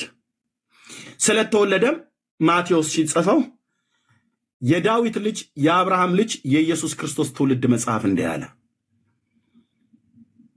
ይላል ብሎ አለ። ይህ ነው ብሎ አለ። እንዴት የአብርሃም አምላክ የአብርሃም ልጅ ይባላል? የዳዊት አምላክ እንዴት የዳዊት ልጅ ይባላል? ዓለምን የሚያስደንቅ ጥበብ ለአይምሯችን ምንም እንኳን ባይገባን በመንፈስ ቅዱስ ግን የተብራራልን ማንም ዲናይ ሊያደርገው የማይችል የዘላለም እንቁ የሆነ እውነት የአብርሃም አምላክ የሰማይ የምድር ፈጣሪ ያህዌ በአብርሃም ቤት አንዲት ልጃገረድ ፈልጎ በሷ ውስጥ በመንፈስ ቅዱስ ግብር ተጸንሶ ተወለደ። አዎ ያ የተወለደው ትንሹ ማሙሽ ተብሎ የሚጠራው ቤተልሔም ይሁዳ ሲጸመነው ሲያለቅስ የነበረ እናቱ በወለደችው ሰዓት ላይ ይሄ ማለት ይሄ ልጅ ማለት ይሄ ሕፃን ማለት የአብርሃም አምላክ ነው። አዎ በዛ በቤርሸባ በነበረበት ሰዓት ላይ በሌሊት መጥቶ ተገልጦለት በራእይ ያወራ የነበረው አዎ በመምሪያ አድባር ዛፍ ስር ሁለት መላእክትን አስከትሎ መጥቶ በቤቱ ቂጣ ተጋግሮለት እርጎ ጠጥቶ በልቶ የዛሬ ዓመት ወደ አንተ መጣለሁ ብሎ ያለው ያህዌ እሱ ነው። አዎ ቴንኬን አባት ይህን ሚስጥር ስለገለጥክልን ቴንኬን ጌታ። ለዚህ ነበር በነቢያት መጽሐፍት በዘመናችሁ አንዳች ቢተረክላችሁ የማታምኑትን ስራ እኔ እሰራለሁ ብሎ ያላቸው ማለት አንዳች ቢተረክላችሁ እዩ ተመልከቱም ተደነቁም ብሎ ነቢዩ ዘጋው። አየን፣ ተመለከትን፣ ተደነቅን። ከዚህ በለጠ ምን አለ? ወንድሞች እናቶች በዘመናችሁ አንዳች ቢተረክላችሁ የማታምኑትን ስራ እኔ በዘመናችሁ እሰራለሁ። እዩ ተመልከቱም ተደነቁም ብሎ በዕንባቆም ነው በሶፎንያስ የተናገረውን ትንቢት አየን። ቢተረክልን የማናምነው ስራ ድንግል ሴት ወንድ ልጅ ሳይገናኛት ጸንሳ ተገኘች። አቤቱ ጌታዬ ሆይ የማይታመን ነገር ግን ሆነ። አምላክ የሰማይ የምድር ጌታ የአብርሃም አምላክ ያህዌ ከአብርሃም ቤተሰብ ውስጥ የሆነች አንዲትን ልጃገረድ ያላገባች ወንድም አታቅ ያንግ አንሜሪድ ውመን የሆነች እሷን ፈልጎ መጣ። የዘላለም አምላክ ሰማያትና ምድርን የፈጠረ ጌታ እሷ ጋር መጣ፣ ተጸነሰ። ይታመናል? አሁን ለፍጥረታዊ ሰው አይታመንም። እኛ እኮ እግዚአብሔር መንፈስ ቅዱስ እኮ ነግሮን የቃሉን እውነት እኮ ነግሮን ገልጦልን እኮ ነው። ቢተረክላችሁ የማታምኑትን ስራ እኔ በዘመናችሁ እሰራለሁ። እዩ ተመልከቱ ተደነቁ ማለት አየን፣ ተመለከተን፣ ተደነቀን፣ እየተደነቀን አለን። አምላክ በምድር ላይ ሰው ሆኖ ወክ ማድረግ ጀመረ። ከቤተልሔም ይሁዳ ይሄዳል። ሰላም ያላቸው ሰዎች ሁሉ ምን ብለው እንደመለሱለት አልተጻፈልንም። ያዩት ሰዎች ሁሉ ምን አይነት ኮሜንት እንደሰጡበት አናቅም። 30 ዓመት ሙሉ በሰዎች መካከል ነበር። ጌታ እኮ ጌታ። አዎ እግዚአብሔር ብርሃን ወደ ዓለም ይመጣ ነበር፣ በዓለሙም ነበር፣ ዓለሙም አላወቀውም ይላል። መካከላቸው ተቀምጦ አላወቁትም። ከልጆች ጋር ተጫውተው ከነበረ ነው ብዬ እንደ ልጅ እነዛም ልጆች አላወቁትም፣ የአካባቢውም ሰው አላወቀውም። ድንግሊቱ ብቻ ከመላእክት ስለተነገራት ማርያምን በልቧ ተጠብቀው ነበር ተብሎ ተጽፏል።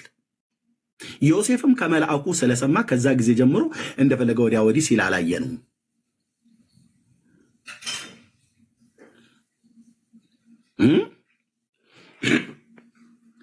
ይሄ ጌታ ነው ለህይወታችን ለነፍሳችን ማለት ህይወታችንን ሊያድናት ህይወቱን የሰጠ ይሄ ጌታ ነው ነፍሴን ሊያድናት ነፍሱን ቤዛ ያደረገልሽ ያደረገ ማንም ነፍሱን ቤዛ ካደረገልኝ ከኢየሱስ ክርስቶስ በቀር ለእኔ ቤዛ ሊሆን እግሩን ተቆረጠ፣ አይኗ ጠፋ፣ ቅንድቧን ተላጨች፣ አንጎታቸው ፈሰሰ፣ ወገቧ ጎበጠ፣ መቀመጫዋ ሳሳ ብለህ ምትል ምንም ወሬ ነገር አንዳች እንዲህ አይነት ነገር እንዳትነግረኝ መተህ አታበሳጨው። ስለ መንፈሴን መተህ አንዳች እኮ አልኩ የእንትና ስለ እናንተ ስትል ረጅም ጊዜ ተቀምጣ መቀመጫዋ ሳሳ፣ ወገቧ ጎበጠ፣ አይኑ ጠፋ፣ ፀጉሩን ተላጨ፣ ጥፍሩ ተነቀለ፣ እግሩ ተቆረጠ፣ ክንዱ ዞረ።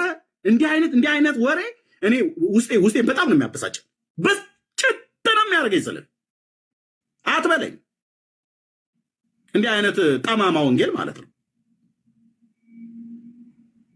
አንዳቸውም ለኛ ለነፍሳችን ቤዛ የሆነ የለም። ቤዛዬ አንድ ነው፣ አዳኜ አንድ ነው፣ ጌታዬ አንድ ነው፣ መድኃኒት አንድ ነው፣ እረኛዬ አንድ ነው፣ የተሰዋልኝ በግ አንድ ነው፣ ወደ አብ የምደርስበት መንገድ አንድ ነው፣ የገባሁበት በር አንድ ነው፣ የህይወት እንጀራዬ 44 አይደለም አንድ ነው፣ የጠጣሁት የህይወት ውሃ ምንጭ አንድ ነው። አለቅ አንዱ ጌታ የሁሉ ጌታ ነው፣ ለሚጠሩት ሁሉ ባለጠጋ ነው፣ የጌታን ስም የሚጠራ ይድናል ነው ያለው። ኢዩኤልም በትንቢቱ ጳውሎስም በመልእክቱ እነዚህን ፈርጥ የጌታ ነቢይና ሐዋርያ ሐዋርያው ጳውሎስን የጌታ ነቢይ ኢዩኤል የተናገረውን አንተ ዲና ያድርገህ የጌታን ስም የሚጠራ ይድናል ነው ያለው። የጌታን ስም የሚጠራ ይድናል ብሎ ያለው ሐዋርያው የጌታን ስም የሚጠራ ደግሞ ከአመፅ ይራቅ የሚል የተደላደለ ማህተም ቆሟል ይላል። ፒሪየድ። ኢየሱስ የዘላለም አምላክ አዳኝ ጌታ ነው። ኑ ወደሱ። አንድ ነቢይ ያጠራልኝም ከሙሴ እስከ ሚልኪያስ እናድናለን ብለው ስለ ራሳቸው የተናገሩ አንድ ነቢይ ያጠራልኝም ከሙሴ እስከ ሚልኪያስ ማለት ከሙሴ እስከ መጥምቁ ዮሐንስ አንድ ፍጡር ያድናቸዋል ብለው የሰበኩት አንድ እኮ ነው ያልኩ። ለሞት መድኃኒት ፈልግ አታገኝም። ኖህ ያድናቸዋል ብሎ ሙሴ አልተናገረም። ሄኖክ ሞትን ሳያይ የተወሰደው ያድናቸዋል ብሎ ኢሳያስ አልተናገረም። የአብርሃም አባት ታራን ያድናቸዋል ብለው የብሉይ ኪዳን ነቢያት ሕዝቅኤልም ኤርምያስ አልተናገሩም። ከአዳም ጀምሮ ከአቤል ጀምሮ እስካለው ከየዋሁ ከአቤል ደም ጀምሮ እነሱ ደማቸውን ያፈሰሱት ሁሉ ለሰው ልጆች በደልና ኃጢአት ስርየትን አይሰጥም።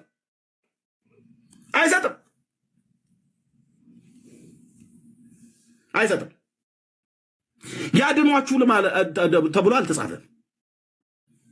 አርፋክስድ ያድናችኋል፣ ቃይናን ኤቦር ያድኗችኋል፣ ፋሌቅና ራግው ያድኗችኋል አልተባለም። አንተ ተክለ ሃይማኖት አትበለኝ፣ ጊዮርጊስ አትበለኝ። አንተ ራግው ፋሌቅ አልተባሉ፣ ናኮር ታራን አልተባሉ፣ ሃራን አልተባለም።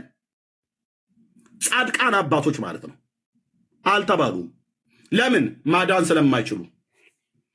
ማዳኔማ ስለሆነ የበጉ ማዳኔማ ስለሆነ የእግዚአብሔር ስለሆነ አለቅ። እነዚህ ሁሉ አባቶች በሙሉ ሌሎችም ሁሉ ጭምር ከዓለም ፍጥረት ጀምሮ የነበሩቱ መንጻትን ካገኙ የሚያገኙትም በበጉ ደም ብቻ ነው። ታክ እንዴ እኛ እኮ ቸገረን። አንተ ከየስርቻው እየወጣ ማለት ነው ስማቸውን ማናቃቸው ትናንትና ገና እኮ አሁን የተጸነሱ እኮ ልጆች እኮ አሉ ገና በእናታቸው ሆድ ውስጥ ያሉ ነገ ተወልደው ታቦት ሊቀረጽላቸው የተዘጋጁ ማለት ነው። አሁን ባለፈው አላያችሁም ማለት ይችን ተናግሬ ለሜላ ልስጠው። አይ ቲንክ እሱ በዚህ ላይ የሚጨምረው ነገር ካለ ማለት ነው። ባለፈው ማነው ኮሜዲያን እሸቱ የሄደበትን አይታችሁታል አይደል? ዋልድባ ቋርፍ በላ የተባለበት ማለት ነው። በባለፈው ተናግረናል። እኔም የሜላንም በኋላ ሰምቼዋለሁ የሜላንም ቪዲዮ። ቋርፍ ማለት የሰው ካካ አይደለም። እሺ እንደዚህ አይነት ነውር ተው። ቤተክርስቲያኒቱ ባላደረገችበት አትወንጅሉ። ባደረገችው እውነቱን እንናገራለን። ቋርፍ ማለት ካካ አይደለም። እሺ ግን ሄዶ ያገኛት አንዲት ህፃን ልጅ አላያችኋትም? ትንሽ ብላቴና። አትጠራጠሩ። እሷ ልጅ በስጋ ስታልፍ ታቦት ይቀረጽላታል። አትጠራጠሩ አልኩ። እማሆይ እንትና ተብላ ከልጅነቷ ጀምሮ ጥሩ ጸሐፊ አለ የሚጽፍላት ደብተራ ማለት ነው። መልክ ሁሉ ይደርስላታል። ከህፃንነታቸው ጀምረው በተወለዱ በ80 ቀናቸው የእናታቸውን ጡት አልጠባ ብለው ሁሉም ብሎ ይጽፋል። በሚመጣው ትውልድ ማለት ልጅቱ ስትለመን አልሄድም ብላ ማለት ነው። አገኛት። መጨረሻ ላይ እየሸሸች ጫካ ለጫካ ላይ ያያችሁት ሙሉ ነው ያየሁት ቪዲዮ ሙሉ ገና እንደዚህ ሚዲያ ላይ ሳይነገር በፊት ሙሉ ነው ያየሁት።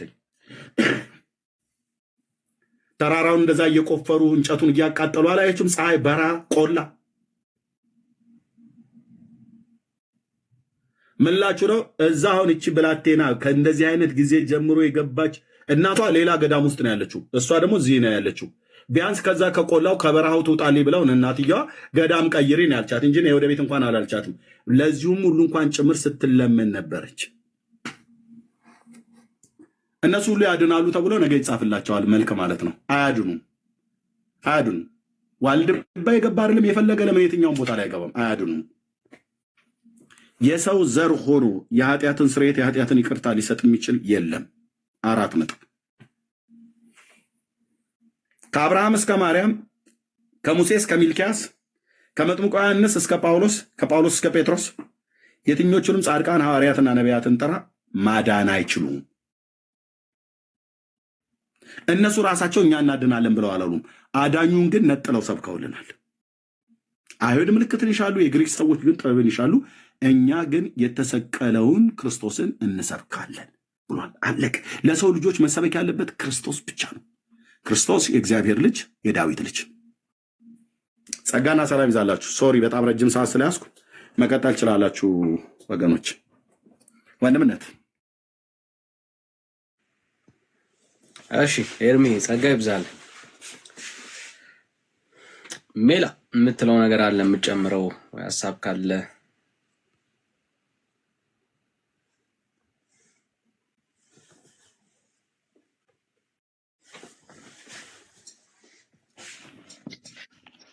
ኤርሚ ጥሩ አድርጎ አቅርቦታል። ወደ ትክክለኛው የጌታችን የኢየሱስ ክርስቶስን ወንጌል ወደ የሚናገረው መጽሐፍ ነው ማለት የምፈልገው። ወደ መጽሐፍ ቅዱሱ ገድላት፣ ድርሳናት የሚባሉት አዋልድ የሚባሉት መጽሐፍ የተዛባውን የዘላለም ሕይወት ትምህርት ነው የሚያስተምሩትና ወደ ትክክለኛው ሐዋርያቶች ወደ ሰበኩት ትምህርት እንድትመጡ ነው። እንግዲህ ቀን ከሌሊት እዚህ ያለ ነው። ምናልባት ሰው ካለም ልናወራ እንችላለን፣ ግን ቲክቶክ ላይ ካሁን በኋላ የሚገኝ አይመስለኝም። ገድላትን በተመለከተ አዲስ የገባ ሰው አዲስ ቲክቶክ የከፈተ ሰው ካልሆነ የቆዩት የሚመጡ አይመስለኝም።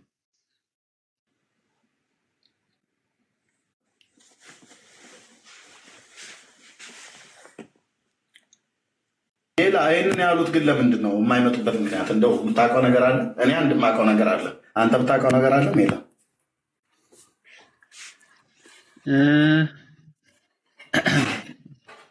ያው ሊል የሚችለው ወይ የሚመስልህ ወይ የምታውቀው ያው በእነዚህ መጽሐፎች መነጋገር ስለሚያሳፍራቸው ነው እኔም የሚመስለኝ እና መልስ ላይ የሌላቸው እነዚህ ነገሮች ነው የምገምተው ከምናየው ነገር። አንተኑ ጥያቄ ልጠቅስ የሚላል እነዚህ መጽሐፍቶች ጥራት እንደሚጎላቸው እንግዲህ በሊቃውንት ጉባኤ ስብሰባ ተደረገበት የባለፈው የዛሬ ዓመት ላይ በነበረው ስብሰባ ላይ ተናግረዋል። በፓትርያርኩ አፍ እነዚህ መጽሐፍቶችን እያንዳንዱን ለጥቅም ያውሏቸዋል አይደል? እስካሁን ድረስ ለግልጋሎት፣ ለጸሎት አጋንንትን ለማባረር ቡራኬ ለመሳተፍ ሲታመሙ ለፈውስ ለተለያየ ነገር ይዳስሷቸዋል፣ ያነቧቸዋል፣ ይጸልያሉ። ምንም እንኳን ጥራት እንደሚጎላቸው ብናሳያቸው ከብዙ ዘመን ከብዙ ዓመታት በኋላ ቤተክርስቲያኒቱም ከላይ ያሉት ጀምረው አምነዋል። ታዲያ ጠዋት ላይ ቁጭ ብለው አንብቧቸው ጸልየውባቸው ትራስኪያቸው ስር መኪናቸው ስር አንዳንዶቹም በቆዳ ሰፍተው በየብብታቸው በየብሽሽት